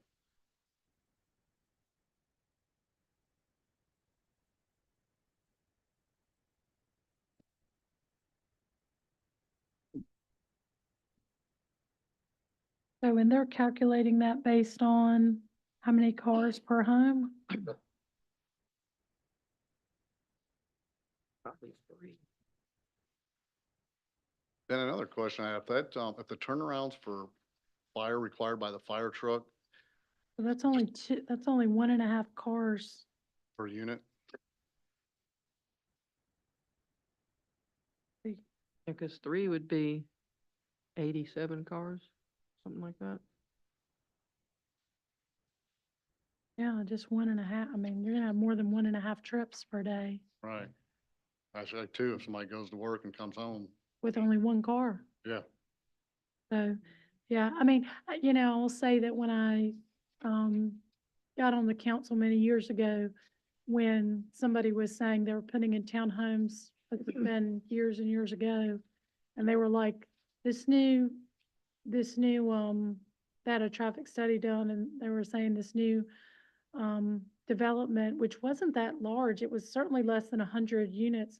They were saying it was gonna generate like 40 some hundred trips, and I was like, what? You don't realize, I mean, I certainly didn't ever think about that, but when you add up the number of cars and trips and there and back, it does add up. So it is something to think about, and I appreciate you being here. Do you have any other concerns? The only other thing I had, I'll make it real quick, is you talked about, who, you know, who's gonna maintain and everything. As far as, you know, if the city takes care of it, is it something we're gonna have our police department having to go and manage our neighbors complaining to one another about who's parking where? I mean, you know, just listening, this is the first one I've been to, but it's like who's maintaining it, HOA, but if it does end up being to the city, is that something we want our police department running into and neighbors bickering because who parks where and everything like that? Cause it will happen, you know, and if the city's not over it, then, you know, then it's the HOA's issues, so. That's all I have. I appreciate your time. Aaron could speak to that issue. Pardon me? Aaron hears about that all the Oh. time. Right. Yeah, and The mailman can't deliver mail because my neighbor's in front of my mailbox, you know. School bus can't drop off or pick up because they've got the cul-de-sac blocked. You know, got cars on both sides of the streets. I can't get down the middle because I got a big truck. And they have smaller cars, so they're not thinking that a big truck's gonna try to come through, or a trash truck can't pick up the dumpster because cars parked on both sides. I mean, these are all things that, you know, with good planning, you know, we can avoid and, try to keep people from being upset at each other, you know, yeah, or having to voice their concerns. Our illustrious council member over here is the head of a HOA, so I'm sure you could speak in depth about that. or maybe wish not to. But so the last thing I We will, don't have that much time. But she hears it, I mean, you hear it, and it does ruin friendships in neighborhoods and it never recover. right, So, you know, good, you know, it's just like building, you know, measure twice, cut once. So planning is very, very important, and we want to make sure that we, take things into consideration and build good developments here in Graham Yep. that everybody's proud of, that the builder is proud of, developers proud of. yeah. So very last thing, I didn't understand like the turnaround for the fire department, because that's what they required. I mean, looking at the picture, maybe it's a lot larger than I realized, but a fire truck can really turn around in the end spot? Yeah. It can? Okay. And maybe just looking at the picture, it doesn't look like a fire truck would be able to, but if you say it can, I take it you investigate it and you know it will. So, like I said, thank you all for your time. Have a good rest of your evening. Thank you so Thank much for being here. Thank you for taking time to be here. Is there anyone else that'd like to speak on this issue? Yes, Mr. Boney. Madam Mayor, I'm trying to follow a little bit of the early conversation about parking. From the illustrations you gave from Riley's Meadow, were very compelling, but it seems to me it's a compelling argument for the council changing the policy universally so that future developments have a better approach.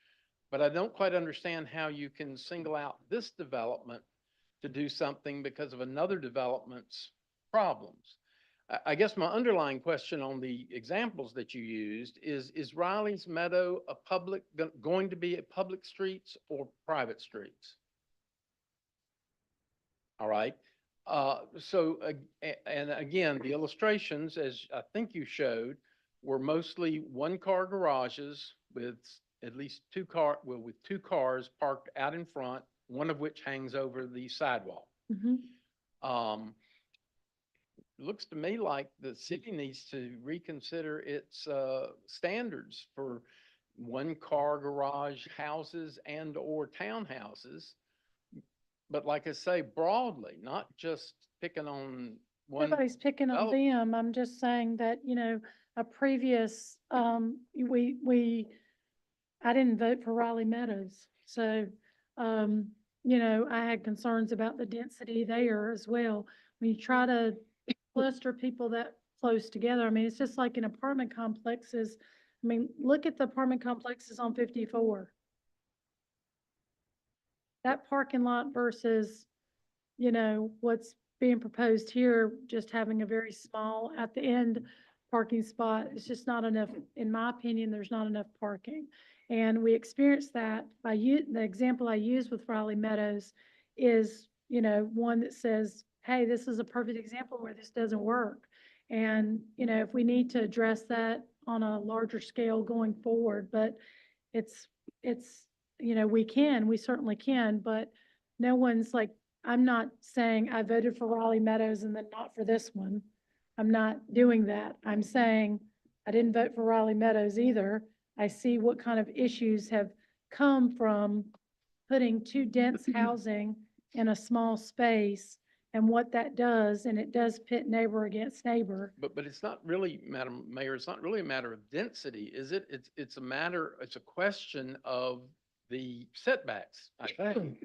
Correct. From what you've described, it wouldn't matter whether you had 100 townhouses lined up, 50 on a side, or 20, or any But number. If they were all, I didn't know until tonight how many bedrooms they were gonna have. If they were gonna have some 1 bedrooms, 2 bedrooms, I think that would have alleviated the traffic count that's this development's gonna generate. But with them being all 3 bedrooms, I have concerns about traffic. I also have concerns about traffic being that it is at a major intersection.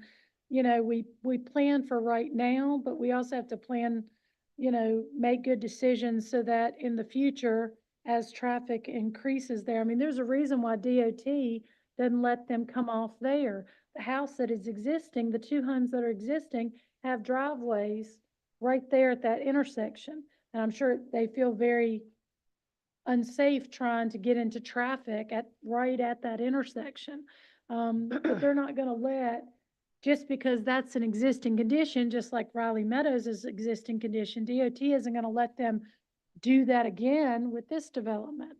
So they're taking measurements to say, well, you're gonna not be able to enter that access, and the only access is gonna have to be further away from that intersection. How is that any different than what we're trying to, at least I'm trying to work with the developer. I'm not against the project. I just feel like we need to take more consideration of the parking that it's going to generate and make sure that we don't have people in the same frustrated situation as Riley Meadows. Well, what's the city's policy on parking, on street parking in these kind of developments? Riley's Meadows, or this one if it is a city street? Had serious, until just, until she presented, we all thought it was still gonna be a 26-foot wide road. So I had lots of concerns about that.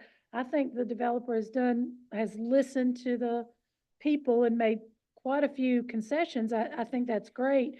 I love the things that I think that they have done very well is that I very much support is the keeping the natural vegetation on that triangle area in order to keep a natural buffer that already exists there. I very much support that and have done that consistently when I voted on projects. I would like to see some additional parking. And if they have to lose townhomes in order to get that additional parking, if they want to keep all 3 bedrooms, then that's what, I hope that they'd be willing to concede to. But I do think the natural vegetation that they've done, adding the berms, I don't know what their feelings are about keeping the backyards open, but I think they were okay with that. That seems to alleviate Mr. Coe's concerns. I hate that the handicap parking is required there because I think that space could be used more for overflow parking, but, I think I put down here, I think also my concern about safety, it being like in the event of an emergency and it is only one way in and one way out. And you can't enter, even in the event of emergency, you can't enter, Gilbert Street. You're gonna have to get in there, and then if you do need to get in the rear of the facility for some reason to run hoses or whatever, I don't know where the hydrants are, but, to make sure that you have enough room to be able to, maneuver in there and then be able to get past any cars that happen to be parked on the street, because I think I mean, I just want you to imagine a 20, like, again, I appreciate that they moved that to 31 feet. I think it's necessary. I think they see that it's necessary. But just imagine a 26-foot wide road with 20-some cars on it. And that's not saying that there's 4 cars per home, but just like 3 cars per home could easily generate 20 cars on the street. And I don't think they envision that. And I don't, I think hopefully we've given them some good feedback from what we've experienced that they can go back and hopefully make some changes and have a better project. Madam Mayor, correct me if I didn't remember right, but in other words, the staff, I thought, said that in the background report, that the project met the city's requirements. It made the RML standards, our multi-family standards. So that part, they're meeting based off of what they provided. I think to what you're asking and what the mayor is speaking on is that, Raleigh Meadows did a similar project in nature as far as townhomes. It was a conditional zoning as well. There were probably conditions or there were probably design standards that you would have probably put on it had you known what would have resulted from the design that have resulted from the project as it currently states, which is what they're trying to avoid now. All right, but So when we do conditional zoning, it's not like a straight rezoning. We can say, got we condition- want to have Right. fencing, lighting, vegetation, whatever, to make the project more harmonious with the existing neighborhood that's there. I mean, we can do that and with conditional rezoning, but, we're trying to make sure that we are consistent going forward. You're not gonna have me I'm not gonna be, putting conditions on one particular property and then doing some other, doing something different. Well, Mayor, that's my underlying question, because that sure is the way the discussion sounded earlier. And I didn't vote for Raleigh Meadows. I understand that, but So- that's not before you tonight. And what I like to say, what I don't understand is when a developer is complying with the city's standards as they exist today, how you can start adding conditions to make them do something. That's the whole. Because it's point of conditional rezoning. rezoning. That's the whole point. You open yourself up when you go conditional, that whatever conditions, and to be fair, you can have different conditions for the same project for one that's across town, which may have or present different challenges. You may not have as many neighbors behind you like you would for this project, so you may have conditions related to the berm and to a fence, where in another set of You don't have a townhomes neighbor. somewhere else, you may not have it Yeah. at all. And Raleigh Meadows, what's the major street that comes out? Jim Minor. So, taking in consideration, the traffic's gonna be different over there as opposed to this. At Raleigh Meadows, they have 2 exits, right? 3 exits. They have 3 exits. I only know of the 2, but apparently they have 3 exits. This only has 1 exit. I mean, when you have traffic, like maybe not today, but in the future, you can foresee that traffic might be backed up from that intersection past the entrance of this project. So, and then that's gonna back up traffic there as people are trying to get out, and hopefully people are pretty nice here and we let people get out and that sort of thing. But I understand why DOT doesn't want, because ideally, we would like that second entrance. It would just make sense to have connected roads. It's part of our goal is to have connected roads, for us to have a connection to Gilbert Street, but they're not gonna do that because it's too close to that intersection. And for safety, they're just not gonna do it. My underlying question, though, back to your original illustrations, is it sounds to me that the city needs to reconsider its universal standards in townhouses with 1 bedroom, with 1 parking, with 1 car garages. whether you want to put a definition on how many bedrooms they have or not, but it seems to me you need a more, consistent approach. Well- We can, Tom, but it costs you about $250,000 to $300,000 to rewrite the ordinance. If you have it laying around, we'll work on that. He's talking about doing the update. I mean, these are things that we've discussed when we do the update, when we do the, unified code development update. But But again, these are things that come with conditional rezoning, because when you talk about conditional, yes, they meet all the ordinance requirements. They do, and they even exceeded it in some areas. But that's the whole intent of conditional rezoning, is to allow council, if they wish, to ask or even impose other types of conditions outside of what is required by the ordinance. I mean, we can actually do that. That is part of conditional rezoning, and actually, I'm not a big proponent of conditional rezoning. I can't stand it, frankly. I don't like it, but because it proposes a lot of challenges sometimes.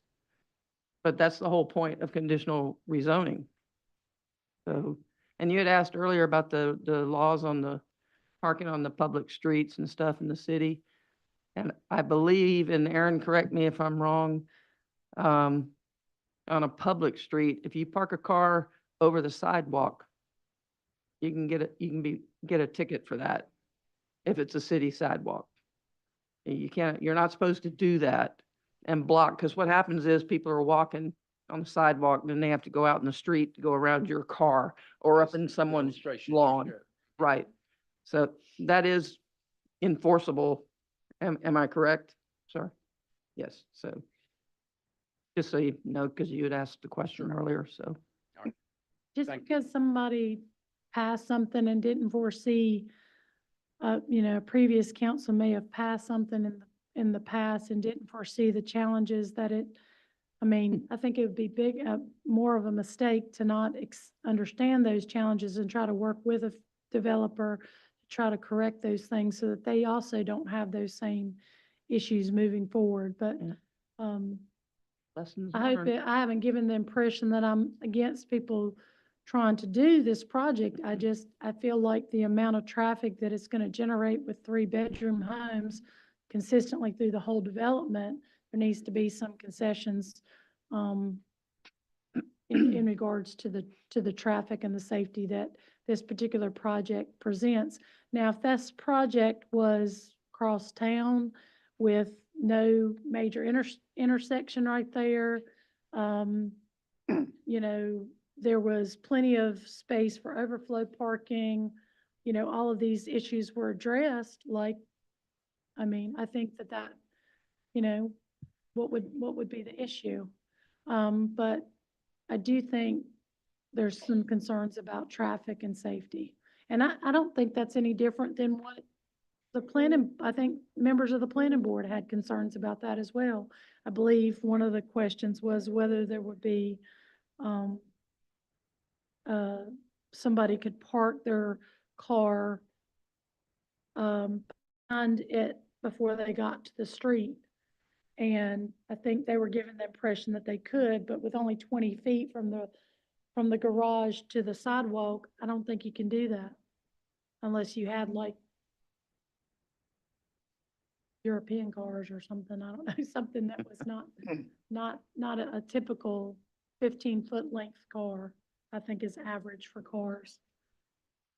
And the driveway is only 12 foot wide, average car widths are 6 feet. I mean, you might say technically, but I don't think you can put you couldn't open the door.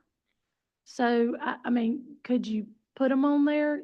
But, I think they're 1-car driveways and 1-car garages. And if somebody's using the garage for storage, because they don't have a storage building, because those aren't allowed by the HOA, these are just things we need to consider and, well, maybe that the developer needs to consider more so, but bringing them up, I think is responsible. Thank you. Thank you. Is there anyone else that'd like to speak or address this issue? Yes, ma'am.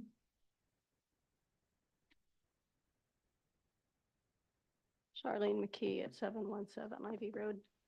I know that the letter that talked about this initially never quite got, I'm just past where that is, but I'm still a neighbor in the neighborhood. I use that back forest area behind the Ernst and several of the other neighbors.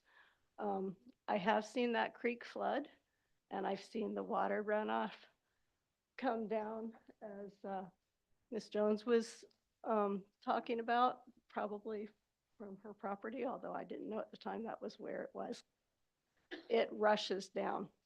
I also know that the property, the huge subdivision that was built across the creek, has continuously had runoff problems that continue to really mar the quality of the creek that we really enjoy walking by. I want you all to consider the water runoff as one, and the traffic is also a huge concern because Ivy Road is becoming more and more dangerous, just even as a person who lives along there and driving on it. And most of my driving is at times when there's not even high volume, but just watching out the window, I can see cars flying by there, and that curve is even worse. Thank you for your time. Thank you so much for coming tonight. Appreciate your time. Ms. Holdren, would you like to speak? Oh, I'm sorry, Mr. Aaron, tell us what's being built for each corner, that intersection.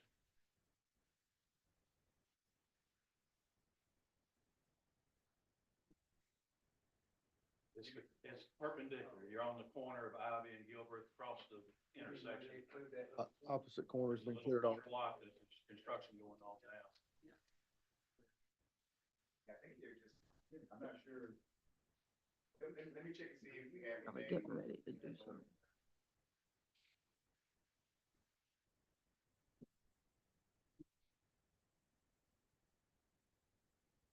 Yes.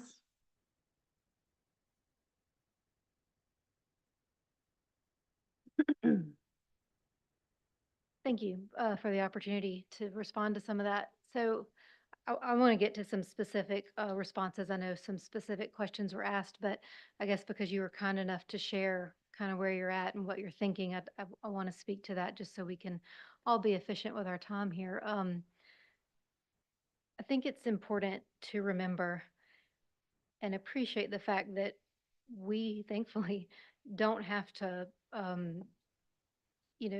design this project and regulate this project here tonight as engineers and traffic experts and all of that.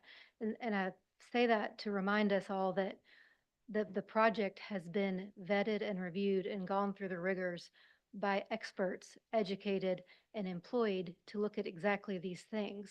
And thank goodness, otherwise we would all be here, with our respective skill sets, but trying to, design by consensus a well-functioning, safe, prudent plan that fits for the city and all of its regulations.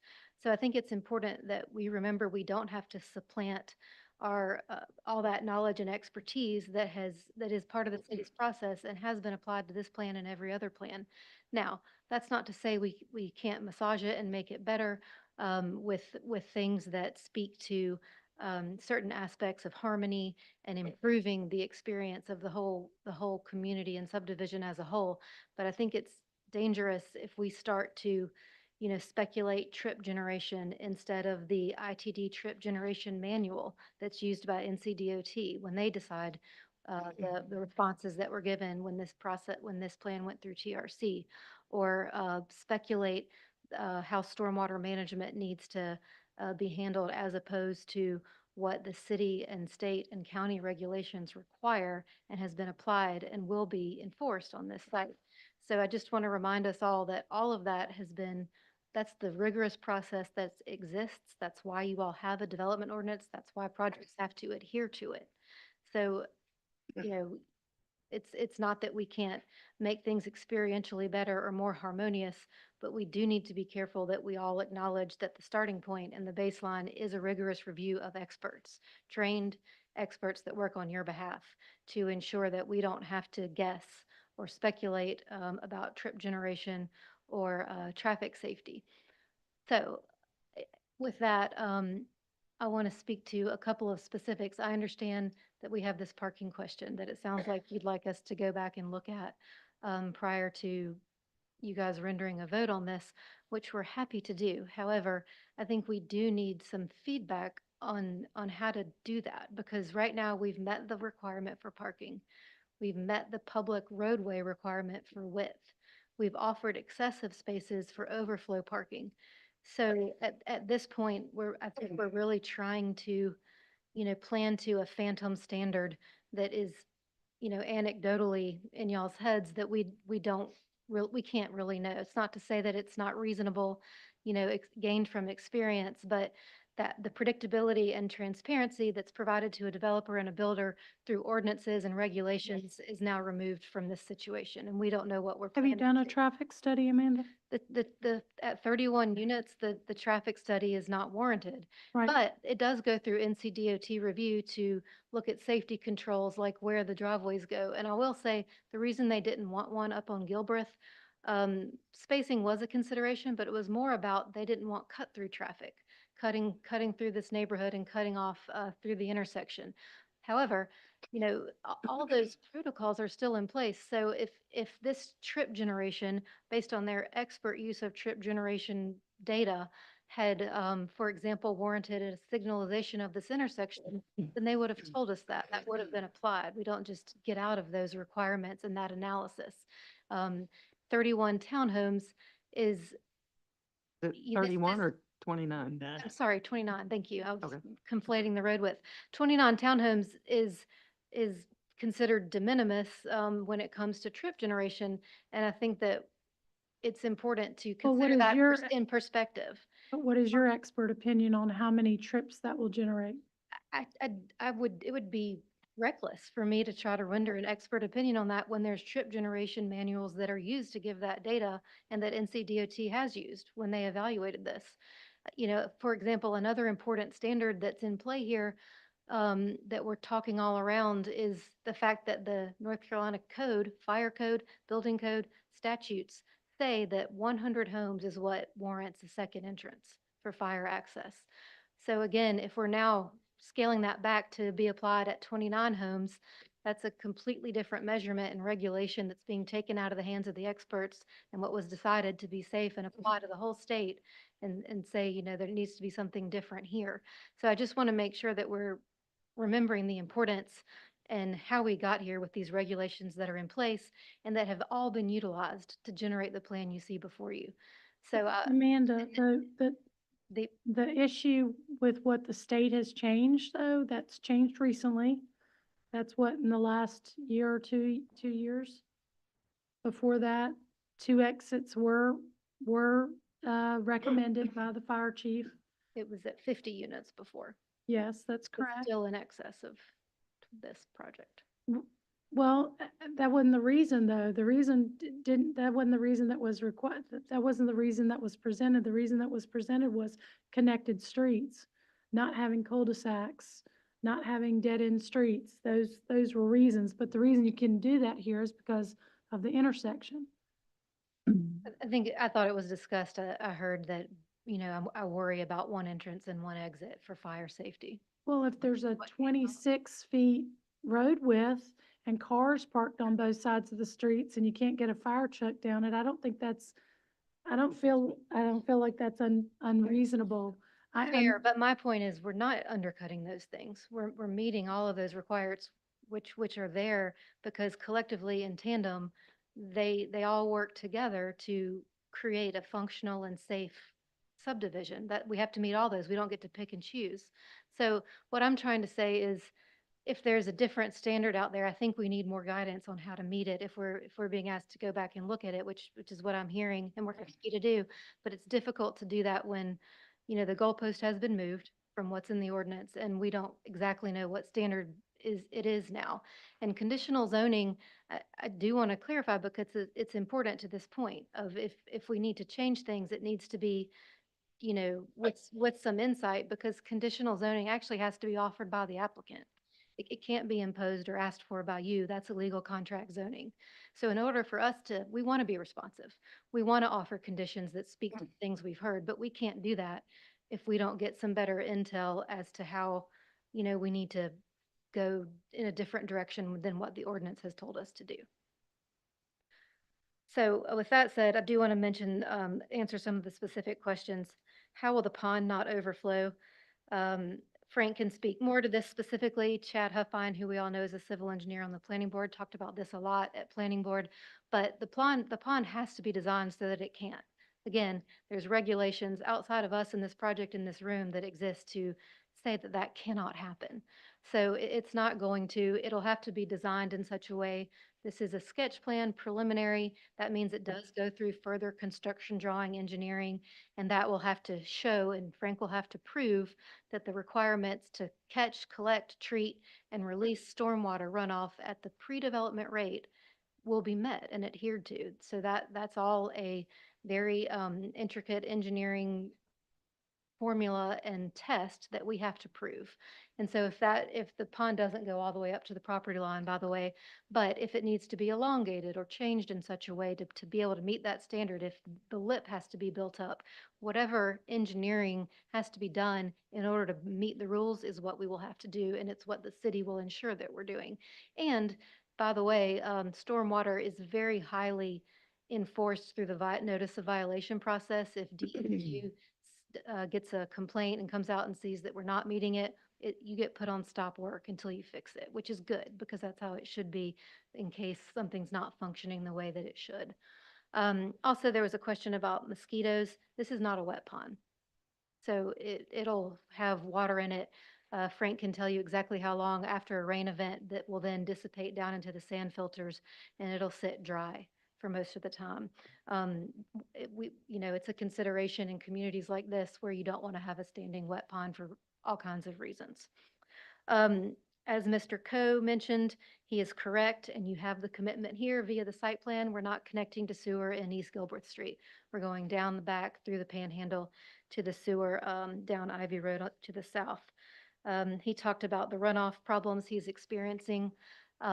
So while yes, the berm is there to divert and stop and help with that, it's actually a redundancy belt and suspenders because actually, as I've just said, we have to catch and trap and redirect all of that water. We're not allowed to send, he's right, impervious surface is different than the natural runoff he's getting now. So we're not allowed to just let that happen. So what we have to do is grade, catch, pipe, and ensure that we're collecting our runoff from our impervious surface and sending it down to that stormwater facility.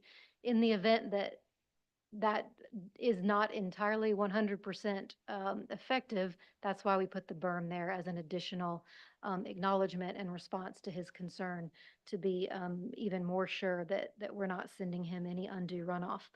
35-foot height, that's what's already allowed. If he were to redevelop his site, he could also build to 35 feet.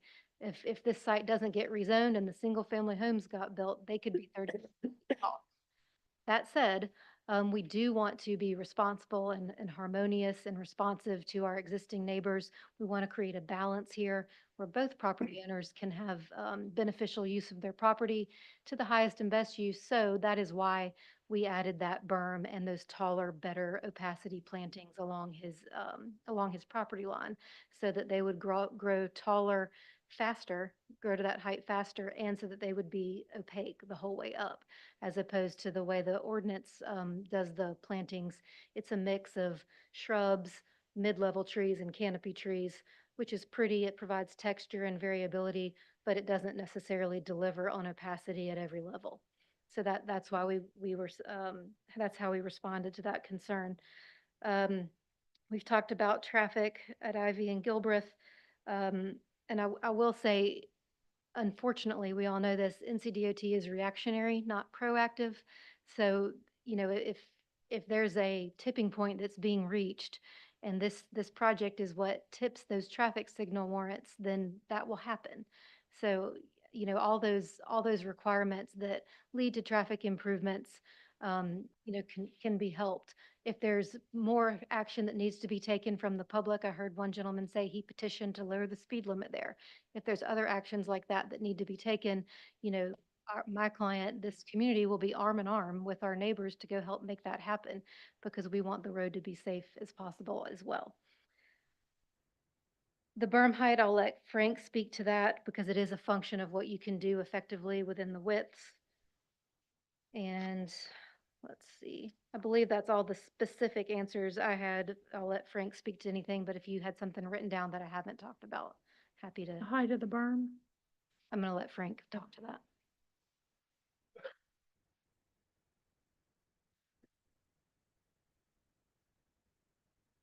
You took my job away from me. So the only thing, I guess, that really left unanswered was the height of the berm. So along Ivy Road with our 8-foot buffer, if you put a maximum size berm and 8-foot buffer, then it's probably gonna be about 2 feet high. We actually have more room than the 8-foot buffer, so as we do the engineering through there, we'll try to maximize it. The wider we can get it, the taller it will be. But within 8 feet, if that's all I have to work with, then the maximum height will be 2 feet high for the berm, and then the plantings will be on top of that. The berm on the backside with a 20-foot buffer, that berm minimum height would be 4 feet. I basically put a 4-foot flat top for plantings and then 2 to 1 down the side. That's where the height comes from.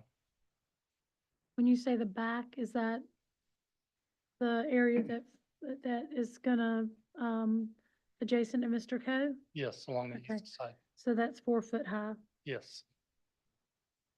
with the plantings. Okay.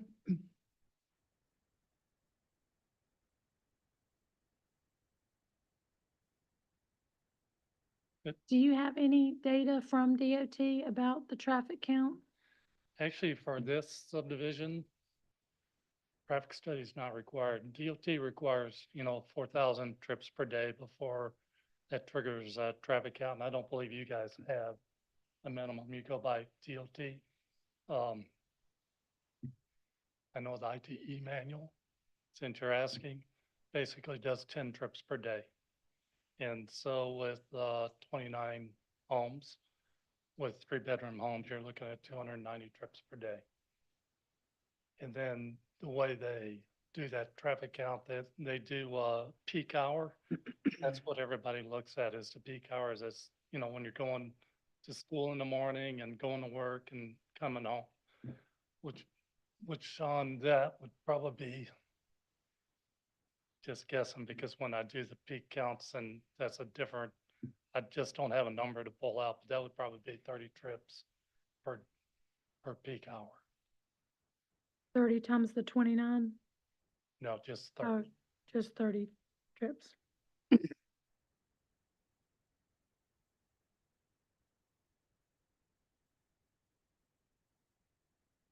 And I might have an old traffic book, so it might be 11 trips, could be 10. I just round up using 10. Is it possible for you to take the feedback or the concern that we have about the distance from the sidewalk to the home, being the 3-bedroom home, with adding is there any possibility to add any additional parking in front of the units? I've talked a little bit with our developer, and we could widen the driveways, not the garage, but the driveway itself, so that you can park 2 cars in front of the house. It's not gonna stop somebody from parking 2 cars and then parking 2 more behind it, because it's human nature. They're gonna take and then take more parking. So we can do that, and it's an additional cost for the developer, but I believe they're excited with this project, and they'd like to see it go forward, and that widening would take care of, I think, your concern about having enough parking. It would give 2 per unit, and it would put 1 in the garage if they don't fill their garage up with other things. Is it a issue to move that back though? to be able to Well- accommodate the two behind each other, or We're- is we're that not getting- something that you getting couldn't close to do? the rear setback, so you would have to probably give us some concession on the rear setback a little bit to move things back. It would also, we're really not required to put sidewalks on both sides of the street. They had only asked us for one in the beginning. So if we reduced the sidewalk to one side of the street, that would take care of the longest run so that you wouldn't be parking over top of sidewalks. What does the council feel about that? Well, if the sidewalk's going down one side, most neighborhoods now, as long as you got a sidewalk on one side or the other, why do we have to have two? And that would automatically give a one We on only side have of the one. road, yeah. 2 spaces end to end. Only thing I could think of is they have a mail kiosk. So you'll have to cross the street to get to the sidewalk to walk to the mail kiosk. That would be an issue. I don't really necessarily have a problem one way or the other, but that would, just thinking, if I lived on that one side, I'm either gonna walk down the street to my mailbox, or I'm gonna walk across the street and down the other Well, side. people now, like in our neighborhood, we only have them on one side as well. And if you live on the other side of the street and you want to go walk your dog, you still got to cross the street. I Right. mean, I don't see that that's, Yeah, The and I- fact that it's In our, I don't see that one that's a way in, problem. one way out, you know. I don't have a problem with that Our either. I mean, that's- subdivision, They're gonna drive up and drive to their mailbox anyway and park in the handicap spot and get out and get their mail.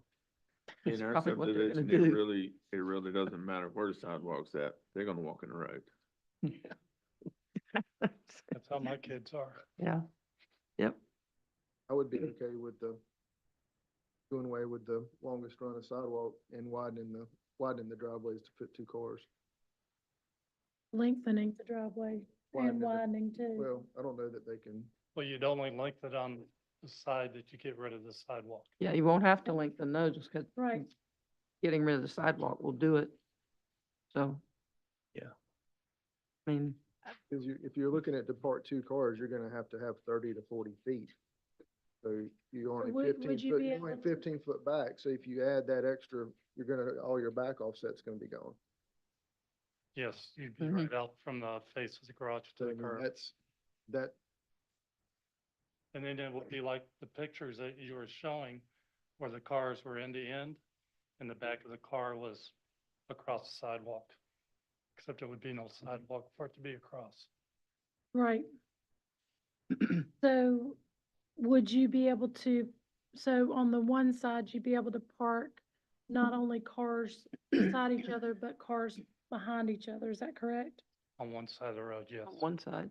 Okay, but on the other side, they wouldn't be able to do that. It'd just be side to side. but it And- is a 31 foot road, so they could park road one side. If you They actually have park two parking side on by one side code. of the road. You see Well- what he's saying? Yeah, but I agree, but with the townhome development, it's pretty tough to park on the road without being in front of somebody's house. You would have to be, really, the only place you can park on the road is across gas easement. Because if you look at the photo, if any place you parked on the road, you would be blocking someone's driveway. I was gonna say, Mhm. it is a little unique for a town, you can probably offer some insight on this. It's sort of unique for a code to require an internal setback for a townhome development, because then it ends up being in addition to the perimeter setbacks. So it's nice, you get that double separation, which I think has some obvious benefits, but, you know, if that's something that, you know, is, you would like to look at, you know, against being able to push those houses back. It's not that you're eliminating setbacks altogether, it's that you're eliminating internal setbacks, if that makes sense, which is, you know, a lot of jurisdictions would not have that for a townhome anyway. If we give you, instead of being a 15-foot setback, if we give you a 10-foot setback on, The rear, yeah, would that, that's gonna give you basically 5 foot, is that gonna be enough to, Not on the side that has a sidewalk. This takes you to 25 feet. You're only 19 foot for your driveway.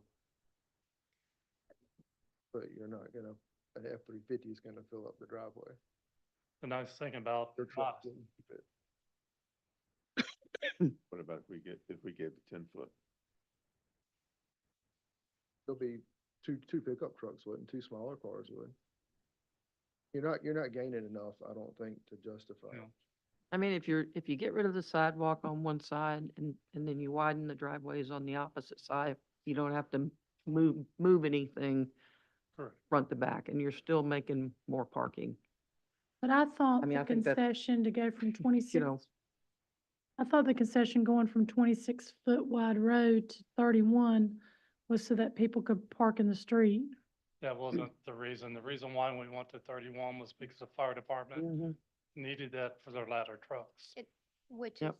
and also it's because if people do park in the street, a fire apparatus is gonna be much better off on a 31. So, Yeah, townhomes. I mean, you can't stop them from parking in the street if it's a Okay. city-owned street. If it's a private road and the HOA owns it, they can make a rule and say you can't park in the street. That would be up to them. But the city can't do it if it's HOA owned roads or private roads, right? The city can limit parking in the city, of course.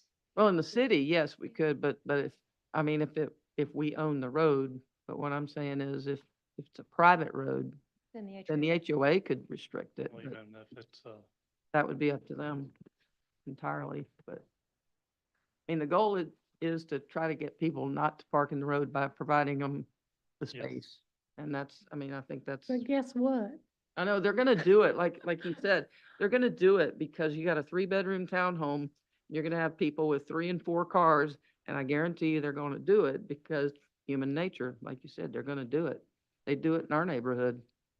Is You there know, a way, so- like, is there an opportunity if you don't agree with, I'm trying to get more space in front of the unit because I feel like people will do that, but is there, an opportunity to have more overflow parking?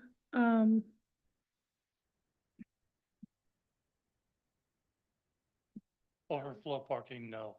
I mean, only if they lost about 4 townhomes, which, I mean, we can Then they might exceed could. the 2 parking, the 2 parking per unit if we exclude the garage by putting the 2 spaces out front. That should exclude the need for overflow parking, other than, the the visitor or the area that we've got for parking for the mail kiosk in that grilling area down there. of course, and another problem with the parking too is a lot of people, We if can. they do park in their garage, they don't want to park anything in their driveway because then they got to move cars around like the changing of the guards, and they don't want to do that. So we see that in our neighborhood a lot. If they park in their garage, they don't want to park 2 or 3 cars in their driveway because then they got to move them all around when somebody's going to work or somebody's going somewhere.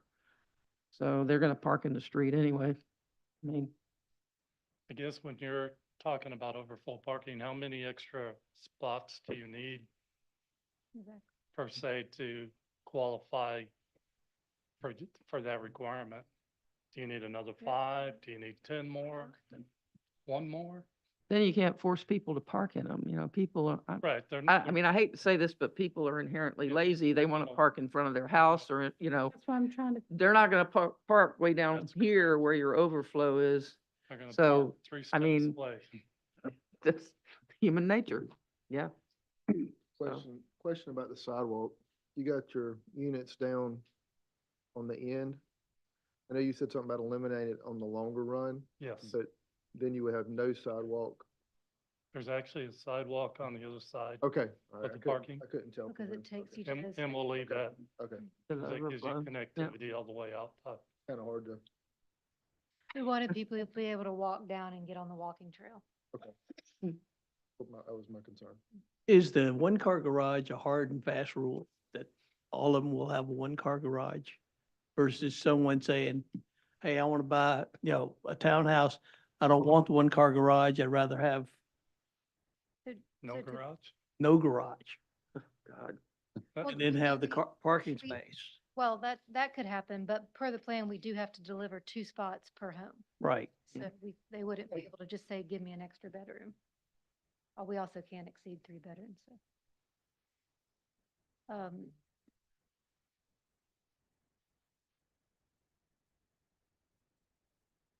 Just asking.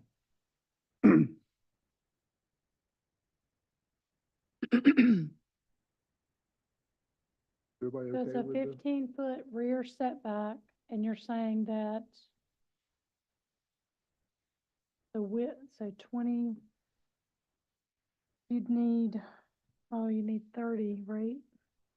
30 feet, you've got 20. And you're, the one at the one closest to Gilbreth, the one closest to Ivy Road, that would be the one that you'd be getting rid of the sidewalk, is that right? Correct. That would be our longest run to get the most advantage. Well, actually be the one on the backside, closer, Yeah, the whole east side of that run. farther away from Ivy. 'Cause then Oh. you'd But get, the majority of then the you'd, homes. you'd get more homes that have that longer driveway if you eliminate that side and keep the driveway on the, north side. And the sidewalk would go down, and then, does it connect at all to that walking path, or no? It does. It does, okay, so it'd be on that side of the road. And the sidewalk on the other side of the road does connect all the way out to Gilbert. The one that The we're one talking that about we, keeping. right. And if you get rid of that sidewalk, what's the depth that you have from curb to the front of the house?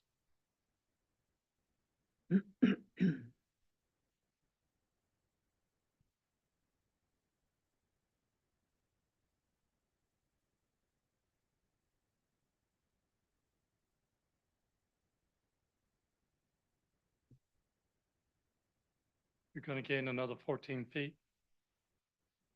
So it'll be a total of 34 feet. Okay, that's definitely enough. You're gonna make them, how wide?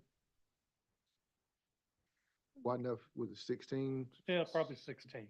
16 is pretty standard for a double driveway.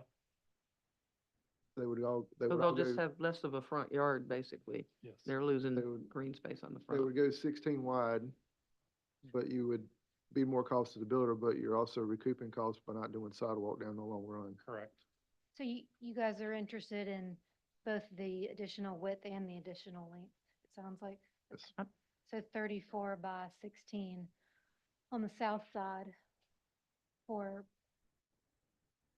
how many units is that? Six, is that 18 on that side? Like 17 for the 17 units. Lots 1 through 17. Thank you.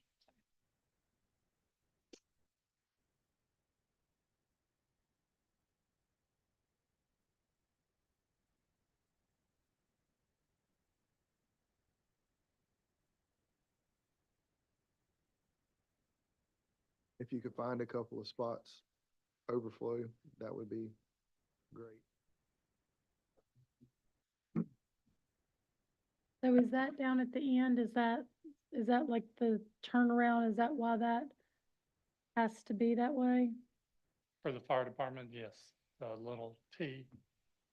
In fact, fire department says they much prefer those than having to make I forget what he told me, 16-point turn through a cul-de-sac. Is there only 2 hydrants on that property? One So on each far, end- yes. One on each end? So far, yes.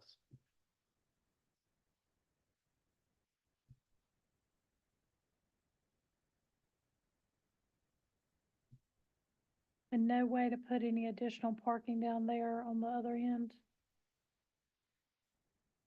Where they have the 2 on the floor? And I know you gotta keep that area open for a turnaround, but for a Probably- trash truck I and could everything. probably add 2 more spots down there. It'll go toward, see where lot 29 is at? So I'll push the sidewalk out, and where you see that 19-foot dimension on that furthest parking spot, I could add 2 more to the end of that.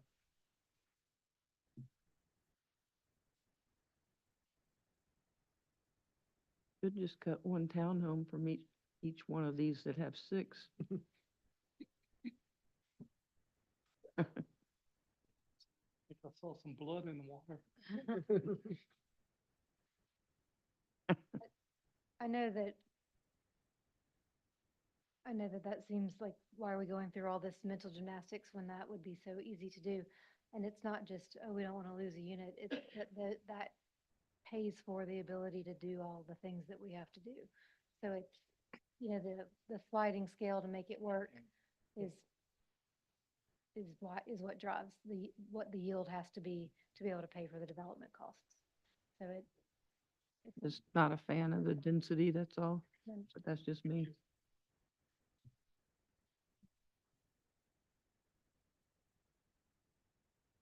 Our developer also said they'd be willing to put, of course, we'd have to negotiate with the gas company, but I've done this many times before. Just put some parking in that gas easement area. I can probably put 5 or 6 nosed-in parking there. Where's that at? Down here by the, at the end. Gas easement. that open Right space. across. Right where the private access drive is, at the bottom of the property. Yep, that's it, right there where the hand's going around. Just require it to be with pavers and not. Yeah, that pervious. we would just have to make that subject to gas company approval. Yeah. Yeah. I've done it in the past, but I don't know. They'd have to agree, yeah. They're happy to pursue.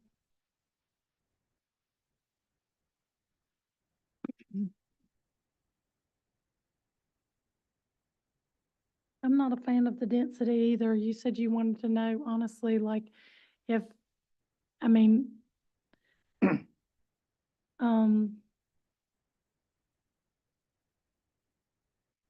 feel like less homes would be less traffic and less parking that we're trying to deal with. If there's like a opportunity for them to be, for it to be 27 townhomes as opposed to 29, I don't know. I mean, it's not gonna cost you any money not to build a sidewalk, so that's not really an issue, but, I don't know. Like I said, I'm not a fan of the density crammed into that small area, And that would, eliminate jumping through all these hoops to, for parking, if just cut your townhomes off, but Well, you'd still have the issue of parking in front of the house for each individual home. I mean, you wouldn't really solve the parking problem because you would still have, each individual home is its own parking problem. true, but you'd But you have would- extra space there that they could Still park, have that less would be homes. closer. But you're not gonna just, I don't it's know. not that much traffic. 2 homes ain't gonna eliminate. I was thinking 4, but that was just me. I I can dream, can't I? I had 25 homes too. Well, But, that's what I was, yeah. When I Mhm. ran the numbers of like the 3 to 6 dwelling units per acre in suburban residential with predominantly detached single-family homes being what we try to do. We also it specifically says we will, we will be open to, in our development, to having a mixed use, which includes duplexes and townhomes and small scale being the operative words there, multifamily dwellings of 12 units or less. And this is 29 units. We want to maintain the single-family character of the neighborhoods. This is on the exterior part of the city of Graham, where we do have much wider building lots, as you've alluded to as well, provided they don't, that this new development doesn't generate excessive traffic and parking. And I think a lot of our concern's been about traffic and parking. It's also been, you know, one of the things, when we look at like Old Fields, and Old Fields is kind of like our, what we would love to see in every new development, but obviously, you know, for costs, the cost of construction and the cost of development, I certainly understand that. We don't always get a Old Fields, but the desire for garages to be in the back of the home, to be set back from the front of the home or accessed in the rear alley. I almost feel like a little bit like I could actually make an argument maybe for your project, because when you're passing by it, you are technically seeing the back. And so this doesn't like what they were trying to get, like if you had a magic wand and you're trying to look at development going forward, they don't want all this, they don't want it to look like a parking lot. And that's what we, we kind of have as a parking lot, but, driving past the development, if you're seeing the rear, and the rear, the way you showed the image, didn't really,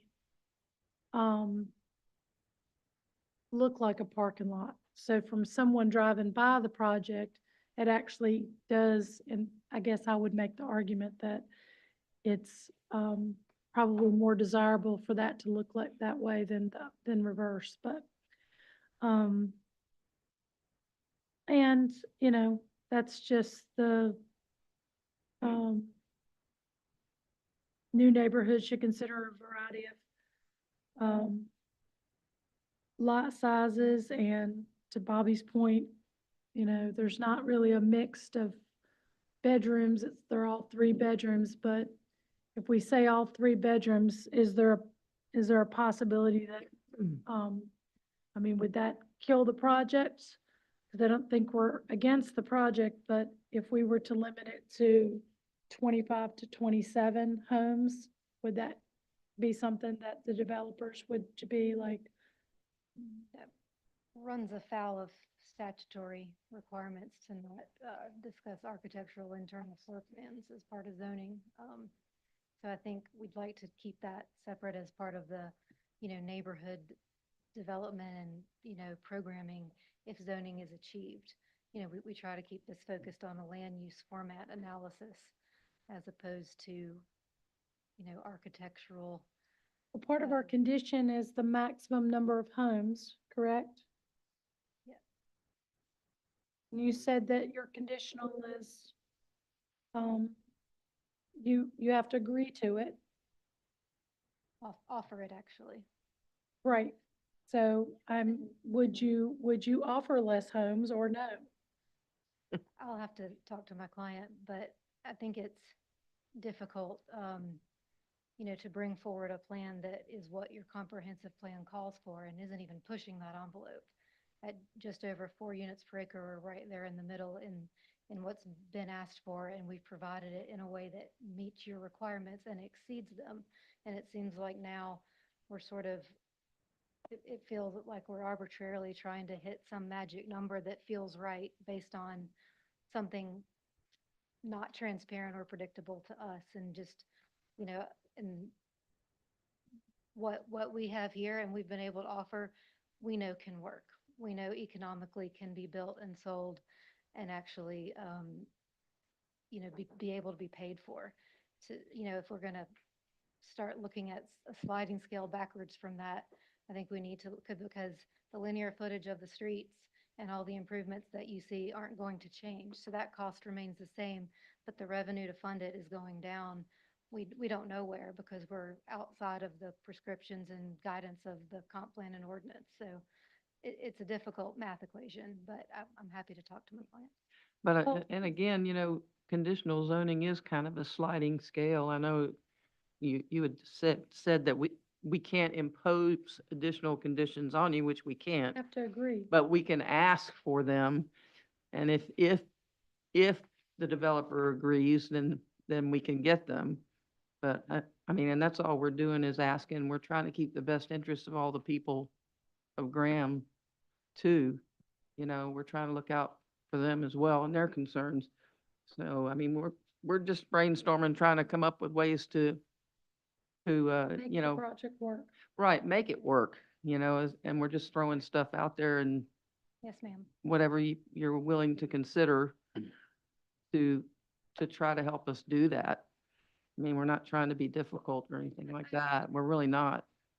But I I mean, understood, and I was just looking at, like, if you got rid of number 23, number 24, and number 7 and number 6, for instance, right there in the middle, you know, that it would maybe help alleviate some of the parking issue, that's just a suggestion. Again, I don't know what you can do and what you can't do. It's just a suggestion.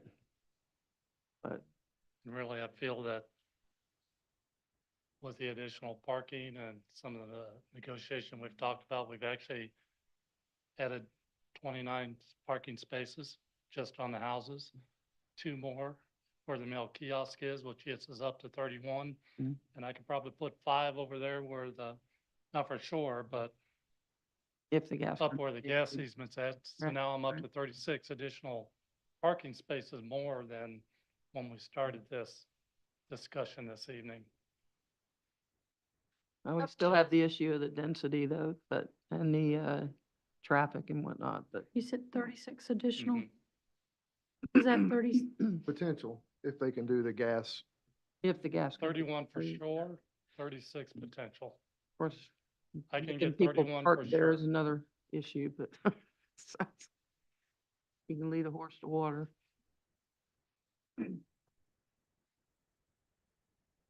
I think what I would submit, and it sounds like we've been able to do, is solve a definable problem that's been raised, issue that's been raised through some site plan considerations that we can make and are willing to offer, and would like to adhere to that type of workability as opposed to, you know, kind of picking a random number of density to lop off to solve a problem that doesn't seem like it's there, other than, you know, you're entitled to whether you like it or not, of course.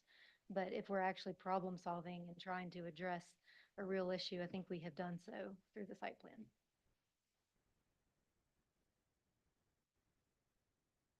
Amanda, do you, is it your, desire for your client to move forward tonight with a decision, or do you want to, make some of those changes and then come back? You want to, so if we did that, which I think we're able to do and willing to do, I just want to confirm what you want to see, the additional parking. We want to see the additional parking.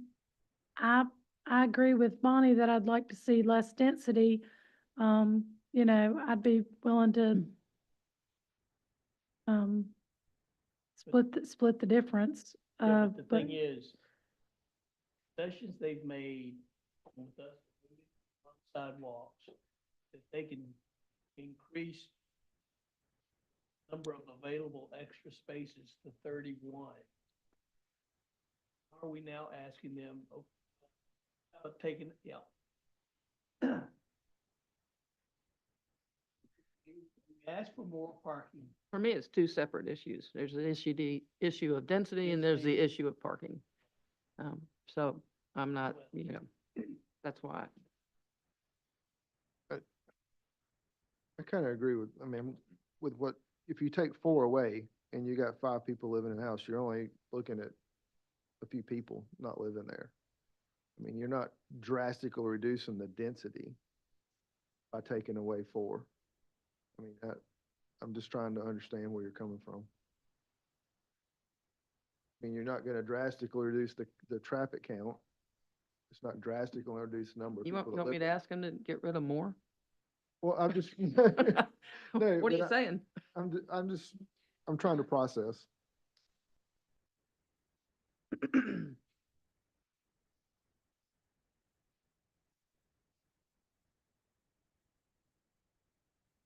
So I guess we need to come up with something we can agree on so that they can go back and work on that and decide if they can do that or not. I think that's what you're asking for, right? I think we're. Parking we we're- can do. A way we're forward. clear on the parking Yeah, changes. parking we and can do, and you we- can make that a condition this evening. And it'll be a condition. Which. Well, are has a you rational saying, explanation. Amanda, that because, are you saying that there's something illegal about us?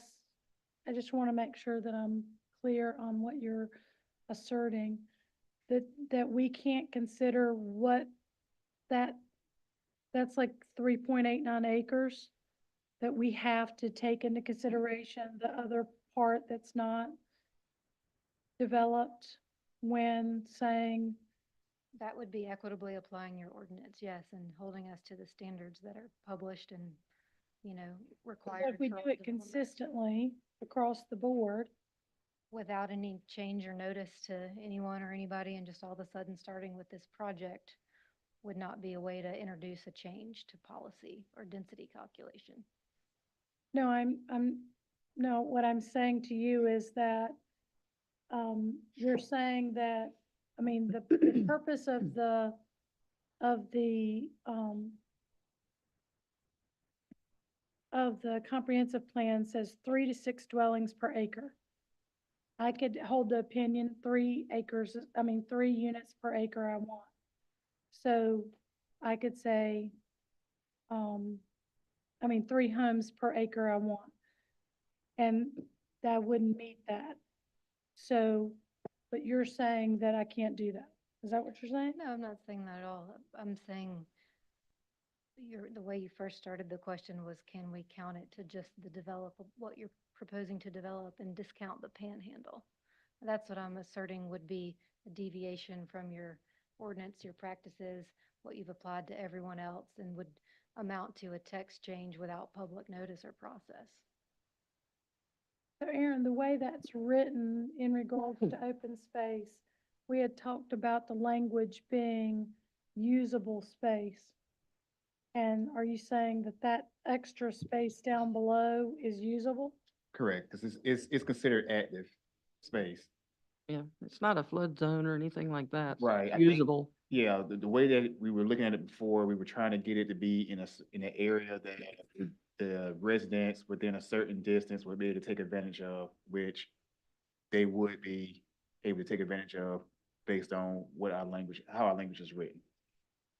And that was actually talked about, folks who aren't here tonight, but we're at the planning board, talked about how much they walk in some trails that, informal trails that exist in that sewer easement and in this area. And we said, yeah, you could continue to do that, and you could even come up and get on the trail, get on the sidewalks, get out to Ivy and go wherever you want from there. So it's absolutely usable, not just in theory, but sounds like somebody already is envisioning and functionally would do so. Okay, all right, well, how would you, I think, I'd love to hear any more further discussion, but I think it sounds like we can either vote tonight with the condition offered to change the site plan to address the parking, or we can go back and look at that on paper and come back and do this again. Okay, sounds like we're willing to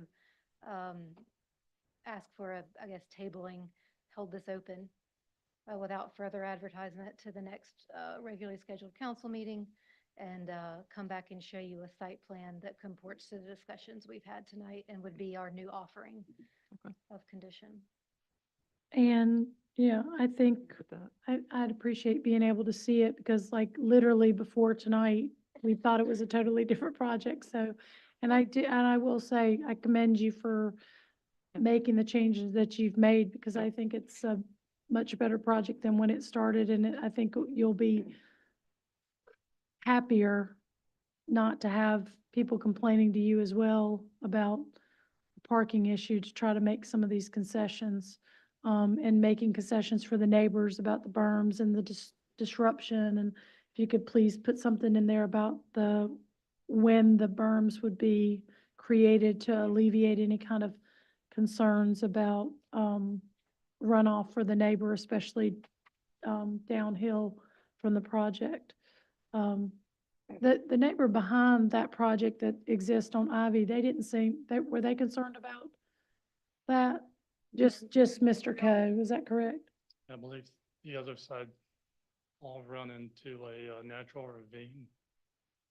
That's a little bit south of us. Okay. All right, do I have a motion? Madam It- Mayor, I make a motion that we table the rezoning of 6.27 acres off Ivy Road and East Gilbury Street and allow the builders to come up with a new site plan and come back and show us that next month. Madam Mayor, second motion. All in favor? Aye. Aye. All opposed, motion carries. Thank you so much for being here tonight. Appreciate your time. Moving on, request for ordinance text. I think close the public hearing, did I? Oh, Madam Mayor, I make a motion, we close the Table. public I hearing. second. We just tabled, we're good? We're good? Table, okay, so we'll open it. All right. Okay, request for ordinance text amendment, chapter 4, animals and fowl. City council will consider amending chapter 4, animals and fowl, article 1, section 4-5, B, hogs, to increase the number of potbelly pigs allowed from 1 to 2 at the property as a minimum of 2 acres. Recognize Assistant City Manager or potbelly pig administrator, for more on this Expert. issue. Yeah, and I was really hoping that we would have, a potbelly pig to show off today, but I don't see him out here anywhere, so. But I think you said it all. Ms. Ramsey came before council last month, in an effort to, expand the allowable number from 1 to 2 per lot, as long as you have a minimum of 2 acres. Council directed staff to, bring back the language to address this. That's what you have before you tonight. With it? Madam Mayor, I make a motion that we approve,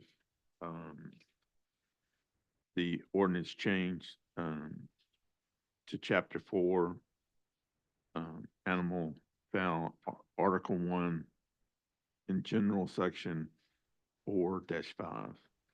Housekeeping, keeping hogs, pigs, and the corporate, limits prohibited, exempt, to increase the number of potbelly pigs to allow them from 1 to 2 if the property is a minimum of 2 acres. Do I hear a second? Second. All in favor? Aye. All opposed, motion carries. Road closures for Graham Recreation and Parks Programs, downtown Graham. City council will consider approving the following road closures for Graham Recreation Park Programs in downtown Graham. Slice of summer. Mayor Talley, I do apologize for interrupting, but there are date corrections that need to be made. So to save you some breath, he's going to hand out revisions because all of the dates are the 2024 dates. Gotcha. Oopsie. Nothing changed. I think I've already asked, Does this, Ms. Griffin. will this, road closing include the the arts, around the square? They've already. Arts Around the Square was approved this past summer, so that one is all set. What Brian is handing out is the road closures as presented. It's just a correction from the printed agenda because those dates were actually from 2024. But the times and the dates are all just like they were last year, correct? Yeah. Dates are, the weekends basically are the same.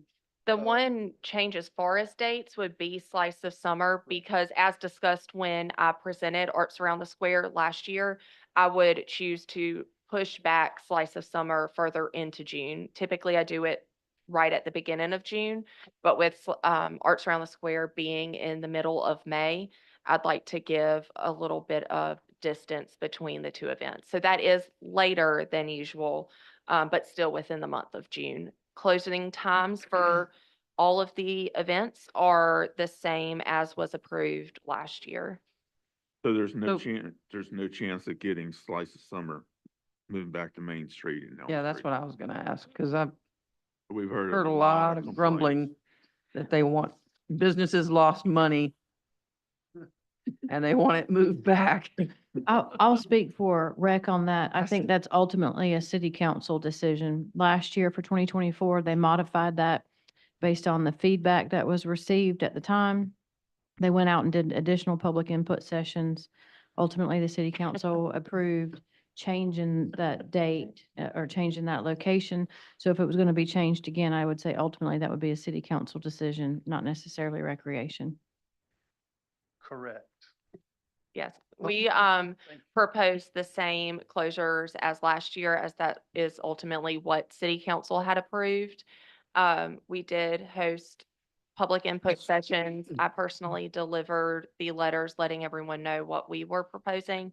And essentially, when asked, for as many people who were very happy to see the event move, there were just as many who were unhappy to see the event moved from Main Street. So from our side of things as the recreation department, I've said it before and I'll say it again, we can't make everyone happy. I can plan the event in the space that is approved, in either space. I want to do right by our businesses by acknowledging that we did receive feedback that the moving of the event did hinder business for several. Yes.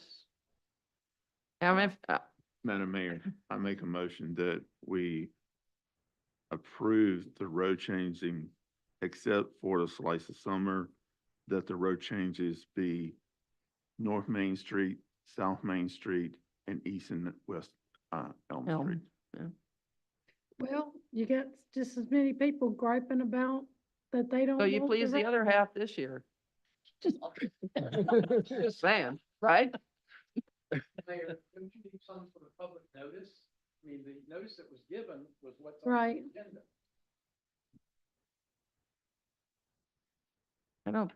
We Well- don't have to, do we? Madam Mayor, I'll make the motion this way. We approve the Thursday at 7 concert, the 9/11, the Pumpkin Bash, be approved as written here before us and as what's been posted on the website. And if you guys wouldn't mind coming back next meeting, and let us, We'll fix put you this- at the beginning. and let us fix this. Can you include that in your motion? And before, Definitely. before a motion is made, can I ask for clarification? I may have made a happy mistake by including 2024's request in here. Because if we're going back to this, are these blocks and times something similar that you want to see Perfect. as we had originally proposed in 2024? Okay, does that Yes, make sense? yes. So as you see on the screens right now, from our original 2024 dates, Slice of Summer had been held from 4 until 8 previously. This past year, we did shift it to 3 to 7 with the streets, the event space being moved. When we came back to council last year with essentially 4 different options, 2 different sites, we were able to push back the actual street closure time on North, South, and South Main Street, as well as East and West Elm Street, by also including the option for us to close parking spaces that morning. That allows our street or our water department to be able to get the hoses into those spaces with ample time and the ability to check those. And then that way, as soon as the actual street is closed, the hoses are run and our inflatables are able to start going up. So that actually, we could push back the request for North and South Main Street by also requesting additional parking spaces to be closed in the morning. So we can work But with the them. downtown businesses, though, they wouldn't fuss about it if it's on a Sunday, right? Cause couldn't that make everybody happy then? No, we had pushback from Sandy's and Press with potentially doing it on a Sunday because of their business times that day. Also, just general consensus from public input and when the event occurs is that a Sunday event is not ideal for an event of this nature, when it's geared towards families and children, even though they're out of school. A lot of parents are going to work the next day. The kids got to go somewhere. If they're coming to summer camp, it could be, I'm sorry, We've got Sunday on there. this was That was last year's Mistake. proposal, yeah. And so, Okay. So it would be on Saturday then. It would be on Saturday. That was kind of the consensus, that's- even amongst you all last year, was that Saturday was preferred, and which Mm-hmm. narrowed it down to then two options. The original event site around Court Square, or the new event site that was at West Elm Street and Maple Street. yeah, my apologies for this being messed up. I uploaded the wrong document. Mm. As you can imagine, we had several different documents working back and forth, and I uploaded the wrong one for this year. So my apologies. I'll take that one. I got really excited when I saw the agenda. I was like, oh, they already moved it back to Main Street. That's great.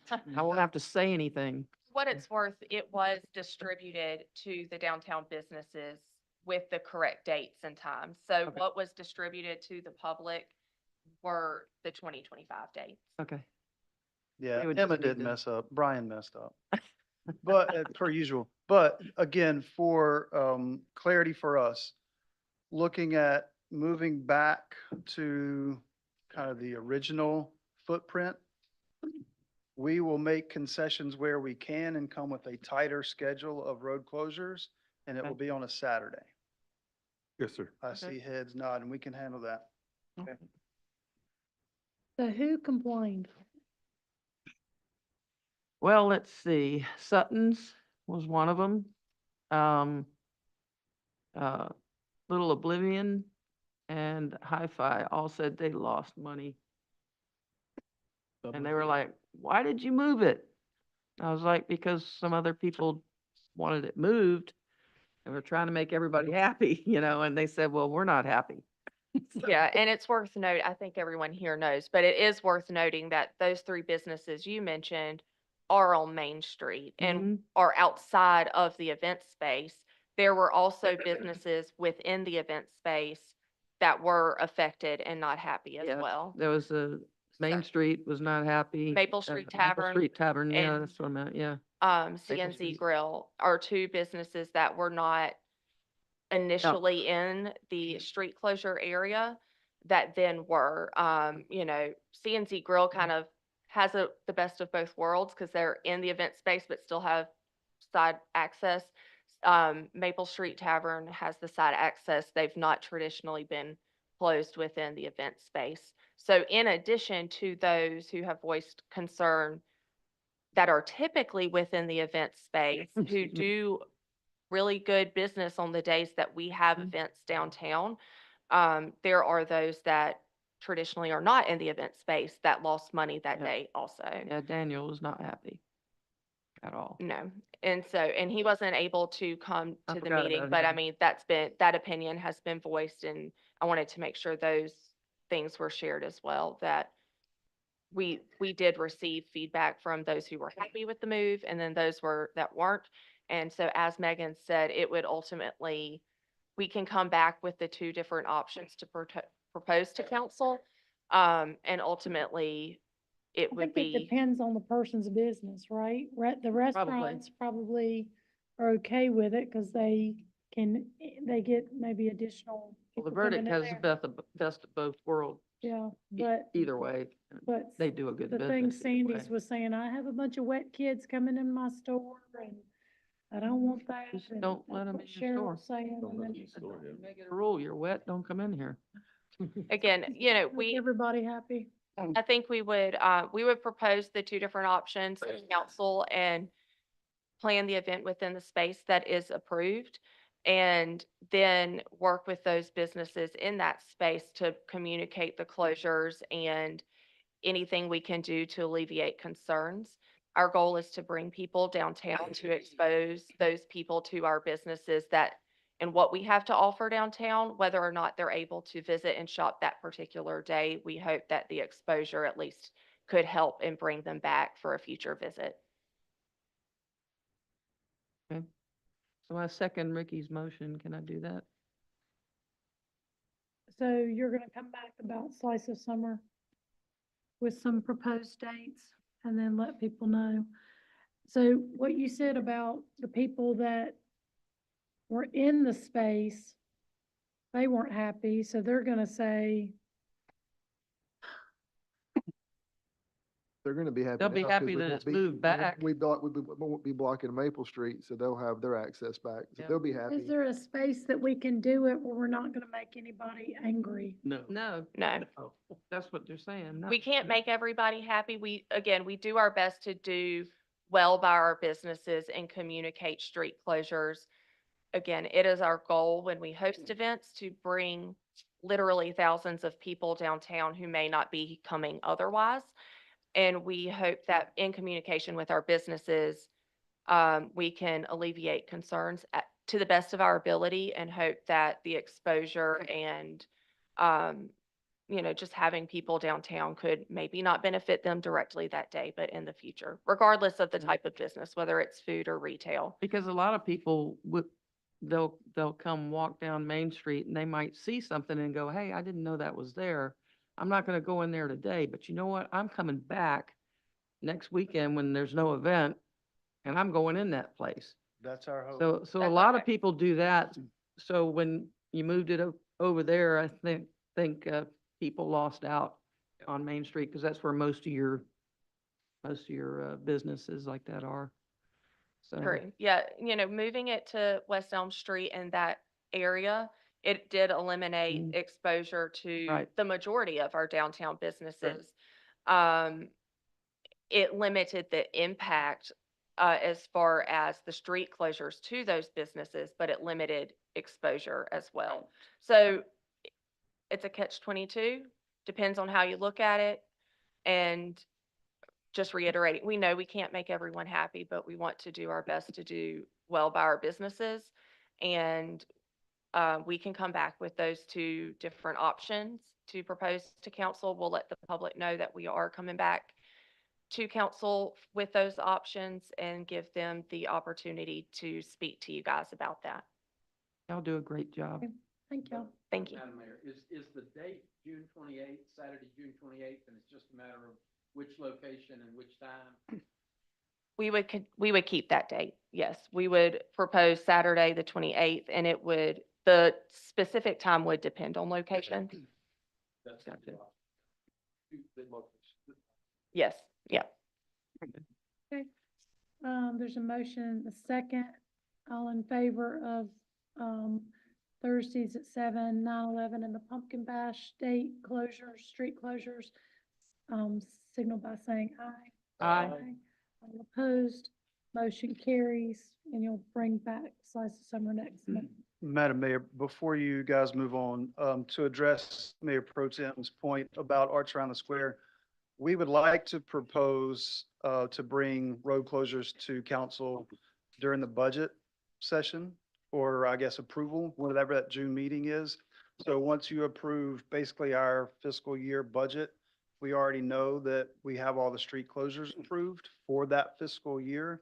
So all that being said, we propose coming back to you guys in June and presenting a similar slate, hopefully not screwed up this time, for 2026. And you guys can assess it and move on as you approve the budget.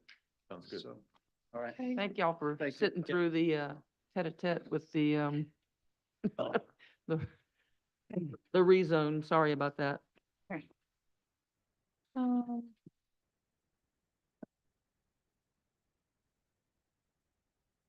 I don't know if I said the 9/11 5K event, but I meant to say that with the, I thought you did. okay. Yeah, I think you did. All right, and then voting delegate, North Carolina League of Municipalities, biennium, legislative goals. City Council will consider assigning City of Graham delegate to vote on the proposed North Carolina League of Municipalities 2025-2026 biennium legislative goals. I recognize City Manager Megan Garner. It's your time to shine. Fantastic. I've been waiting all night for this. The League of Municipalities is requesting that all jurisdictions who are members appoint a voting delegate. You have to have a delegate voted or appointed by the 16th, and you submit your ballot on the 17th. The voting is all held electronically. There's no need to go to any certain site to do this other than a website. So the copies of the proposed goals are before you. There are 16. I believe you're supposed to choose 10, and that is what your voting delegate will cast your vote for the city of Graham.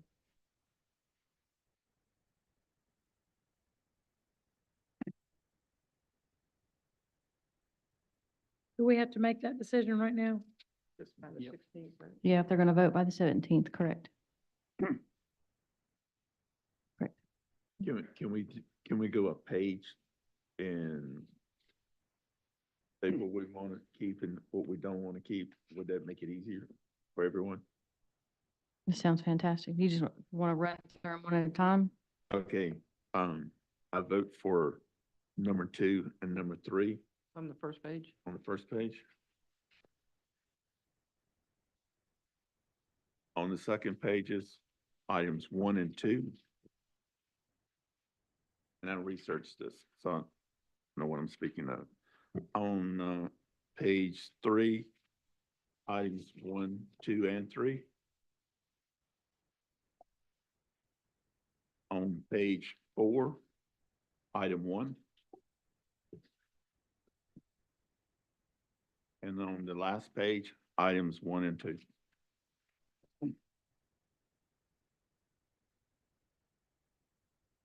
That's your 10. Okay. Yes. You want me to read mine? Sure. On the first page, I had items 1, 2, and 3.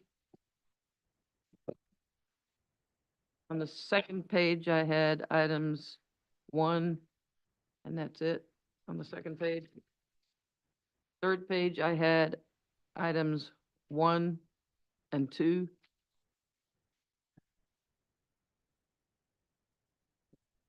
Fourth page, I had items 1, 2, and 4. And then the last page, I had item 1 only. That's 10, right? I think Yeah. counted 10. Oh, My selections, items 1, 2, and 3.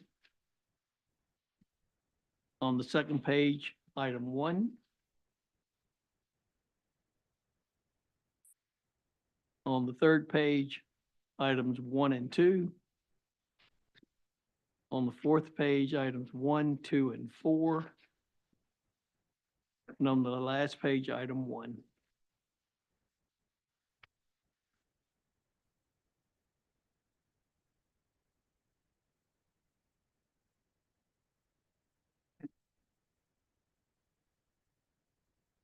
I'd like to speak to, We haven't we heard got 2 more Joey's. people, right? Do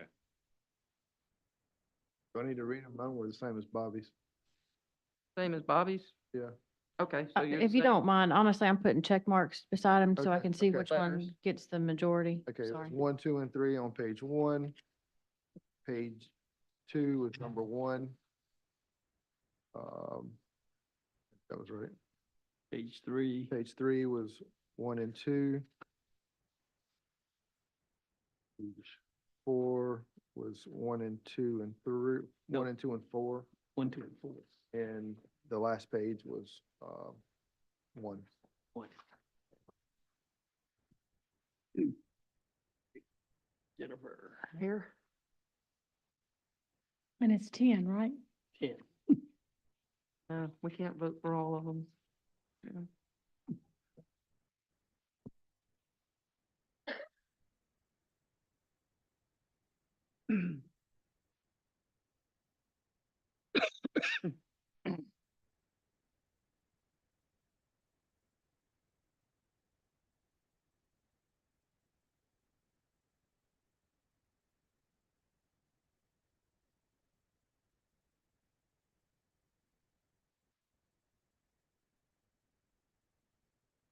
I think it's 10. Let's count them again.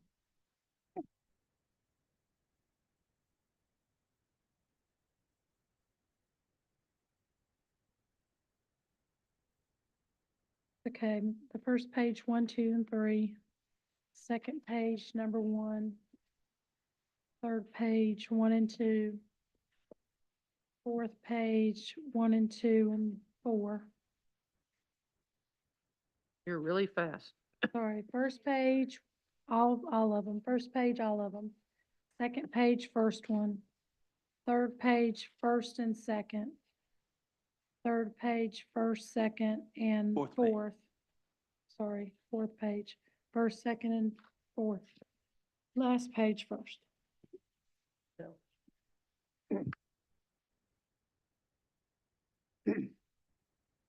What, were you gonna say something, Ricky? Well,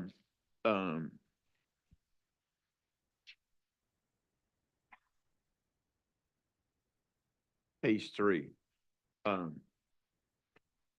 this one at the very bottom, item number 3, which would be very valuable for the city of Graham if we had this in place now.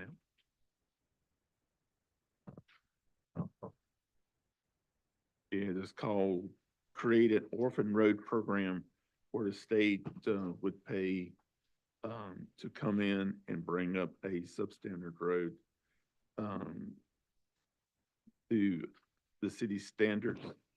Therefore, we could take over the road, but not have to annex the people around it.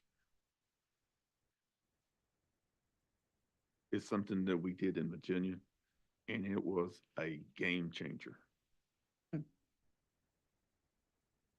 But, you know, Okay. I'm done with that. Yeah, I can, but we have to change something if we do that. What has the least amount of votes? Hold on. All right, so if you go with, item 1, we're just gonna, item 1, first page had 4. 2, first page had 5. 3, first page also had 5. Second page, number 1, 5, 2, 1, 3 and 4, 0. Third page, 5 for number 1, 5 for number 2, 1 for number 3. Not keeping up with this. You've got 10 if you count your 4s and 5s, but Okay. you're gonna have to drop 1 if you want to add. Well, there were several that were tied for 4. Okay, what were Expand the funding ones? opportunities for disaster resiliency and recovery efforts. Okay, Addresses us directly here.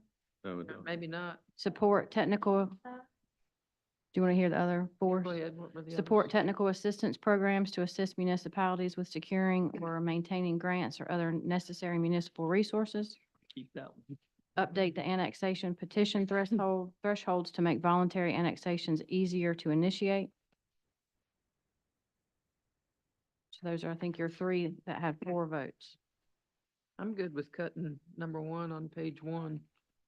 Y'all good with that?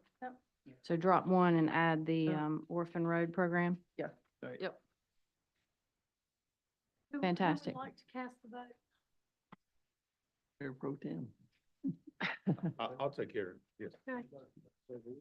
Yeah. Move to appoint Ricky Hall as the NCLM 2025-2026 biennium legislative goals voting delegate, and we, the city council, recommend the following goals and as they were outlaid and given to the city manager. Do I hear a second? Second. All in favor? Aye. Aye. Opposed, motion carries. Old business, 2024 pedestrian plan update. There were quite a few recommended changes. I got an opportunity to look over those. I went over with Aaron. He didn't. I mean, it was a 70-some page thing, but I don't feel like anything was controversial, but it was more geared towards us. It was more the things that I made changes to made it more specific for Graham. Because the people that are writing this are from DOT and they don't necessarily write it from the perspective of being a resident here. Would you agree with that? I think it's a very comprehensive plan that we have, to consider. I think the amendments that you made, did make it more Graham than what it was prior. Staff didn't have any issues making those changes. You said 70 pages, it was 150 some pages. Yeah. So it was, I've read it 3 times. yeah, it was a monster, but I commend you for, sticking it out all those hours with staff to kind of make those changes. I do think it addresses, it gives staff, flexibility whenever we're pursuing, grant opportunities and changes that we would love to see whenever DOT comes through with their road work, that we are able to, recommend projects within the project that they're working on. There were some projects that have come through in recent years that had we had the language that this plan has, we could have done some additional aspects to a project where before the existing plan limited us from being able to do that. So Mr. Westbrook has voiced his concerns in several meetings on certain things that he would love to see happen out his way and around the school. And I think what this plan does, it addresses, that it gives us the ability to go road diet one way or crosswalks another way. Like it gives us all those options and it allows us that flexibility. So I think with the additions made that were presented by the mayor, it does give us a very strong plan. Okay. So, I'd like to make a motion to approve the City of Graham 2024 pedestrian plan, with the edits as presented to staff. I hear a second. A Second. second. All in favor? Aye. All opposed, motion carries. Public comment period. C.W. Baldwin, Clark Baldwin, please come to the podium, state your name and your, address for the city clerk. Good afternoon. My name is Zipporah Clark Baldwin, 219 West Hardin Street. And I'm here on the behalf of the Appearance Commission. I am the chairperson, and I'm coming to ask that the city council consider opening and re-extended. I think we have had the facade grant extended once. The deadline has expired, and since that time, we have had citizens that has approached with applications. So now the funds are needed and we're asking that we could reopen it or extend it again. We have a senior citizen that is in one of the historic buildings that has a broken window that is now being supported by simply plywood, which could cause various complications to the property, as well as the appearance of downtowns and the safeness of the person occupying the unit and the building. So if we could expedite and make a motion, make a decision tonight, Mayor Talley and the council members and the managers, it would be mostly greatly appreciated. I guess to get me short and to the point is to keep me long because I am extremely tired. I was officially inducted into the Alamance County Graham Hall of Fame by being in selection of a crowd of, what is the name of the shoe I have on? I don't even know. What is it? Hey Dude. So, hey dudes, I would like to have an answer, if possible, tonight, so I could take it back to the commission and get the funding for our very much needed citizen and owner and occupant of one of our historic buildings. What date do you want it extended to? Did you have a date in mind? We would like to have enough time to contact, because there was other inquiries as well, and maybe put a notice back out, because we would have to also do it Re-advertise. on the public arena.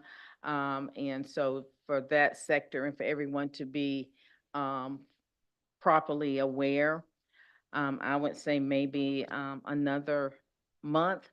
And I didn't know actually if it would be a consideration that maybe our grants, because they are so small and minute of amount of monies, maybe they could just be considered into a fiscal year as opposed to the short terms that we're given. So in the event this happens again, where we do get an emergency after the time that the period has allowed us to say that the grant is from this point to this point, if it was on the fiscal year, it ends June 30th, reopens the new year, July 1st. So if we could just run our grants, the entire year would be another consideration I would ask of this board, of this council tonight. Going forth, we wouldn't hopefully have to continue to do this because people are coming up and saying, oh, I didn't know you had the grant. I said, do you visit our website? So people have different reasons, and so a lot of people don't have computers. You think everybody does, but they don't.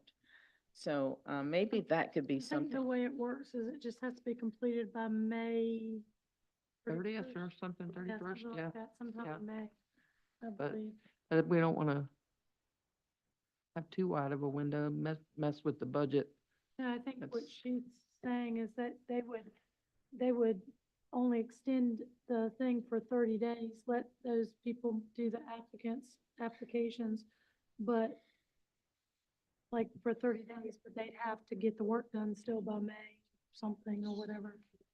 Were you asking like how soon they would have to get the work done, 30 days? Well, or yeah, were but you she had added that she wanted to extend it for a whole year, not this time, but No, not this next time, time. just in consideration. And I was concerned about the budget constraints for Yeah. that. That's what I was asking Megan, so. I think her initial request to allocate the funds this fiscal year is something that council could consider immediately. Yeah. And then we can review perhaps extending the extending it. timeline, but still having that cushion probably at the beginning of the fiscal year to ensure that funds were approved for those projects and before they wrap up. Because we have an internal non-emergency spending cutoff for the 1st of May. So really, if you kind of add some time to the front side of that, then the work deadline could correspond with our internal deadline. That makes it easier to close out the fiscal year, and you're not crossing fiscal years with invoices. Okay. So that's something, the second part, we can look at. That's what I was talking about, yeah. Yeah. The second part. Madam Mayor, I make a motion that,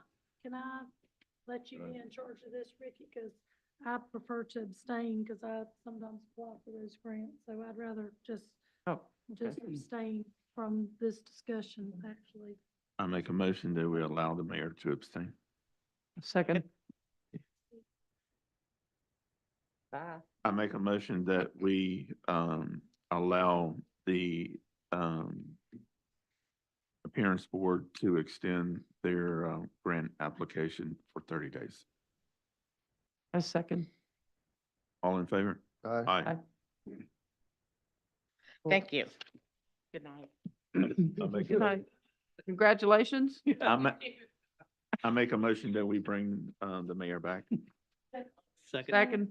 Any comments from any of the staff? Anything? No, we'll take a look at the bigger part of her request and bring it back. Okay, Yep. city council will consider going into closed session for Um, Mayor, I got one that I want. I'm so sorry. Okay, I've had several complaints here recently pertaining to homeless individuals sleeping on the benches and camping out in the downtown district. I understand the city of Graham has recently approved language that addresses something like this similar in Greensboro. And it was been approved by the Supreme Court saying that if we pass something like this, it would not be against the law. I would like to see if it's agreement with council that we direct city staff to bring us back some verbiage and adjustments to the code of ordinances that we could all agree on. I'm okay with it. My understanding is that earlier in the year, last year, that I heard about it because of Gavin Newsom in California, but there's some sort of, I don't know, change, federal change as to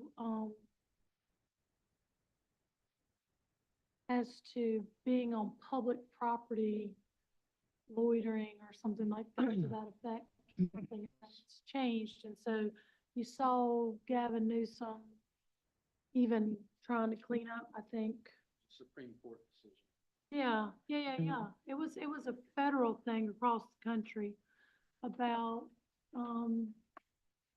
not, not camping in public and using, public spaces, for sleeping, like airports, libraries, benches, parks, these areas, and that they upheld that you could, remove people, but there's certain language that you need to have in the ordinance. Is that your understanding too, Tom? Yes, yes. Okay, so a lot of people are changing their ordinance to accommodate that. Yep. Including California, if you can believe that, but, I mean, they have a much bigger problem than we've had, but, yeah, so, Yep, I'm good with it. Look Yeah, into we it. have pulled the Greensboro ordinance and internally just started a review of it because we did hear there was a change. If this is something that's the consensus of the council, we would request probably March as our target for this. We want to make sure internally and with our attorneys that, we're in compliance, we're not running afoul of anything so that it is properly vetted, if that's fine with council. We'll shoot for March as a target. So, Good. I see head nods. yeah, Thank you. Tom, to review that by then, by March, Tom, Get something put together. thank you very much. Okay, anybody, would you have, do you have anything? No, ma'am. Any- Oh, ma'am. anything else? I'm You good. Okay, so sorry, I didn't mean to cut you off there. Sorry, bud. Closed session. All right, and city council will now consider going into closed session pursuant to the terms of North Carolina General Statutes 143-318-11A3 to consult with an attorney employed or retained by the public body to preserve the attorney-client privilege between the attorney and the public body. Madam Mayor, I just wanted to ascertain whether there are any current lawsuits in the items that are to be discussed in the closed session. No. No.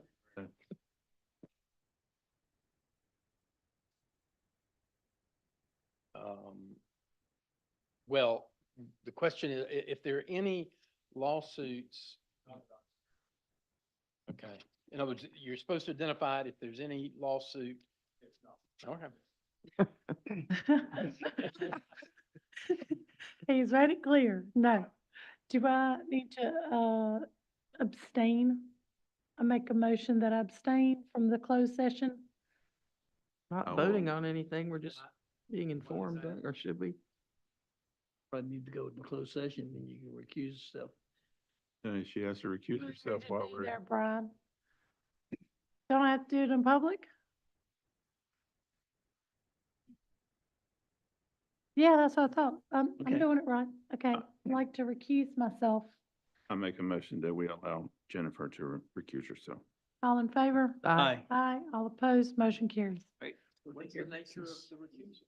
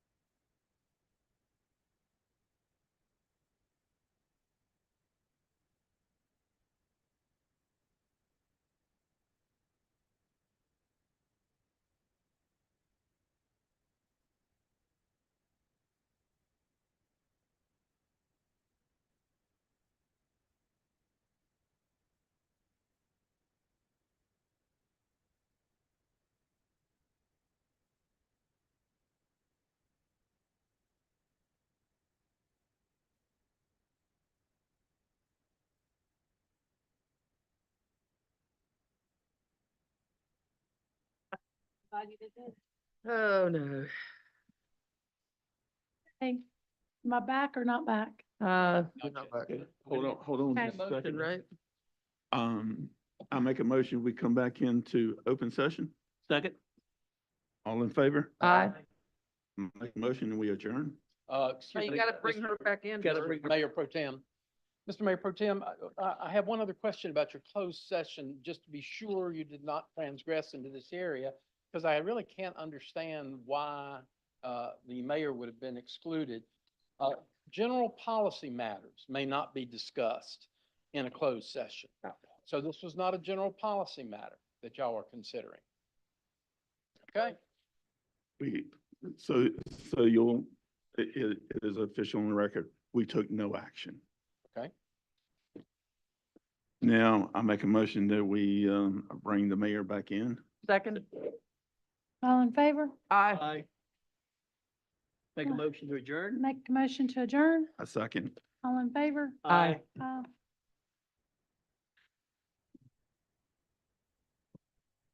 Oh, man.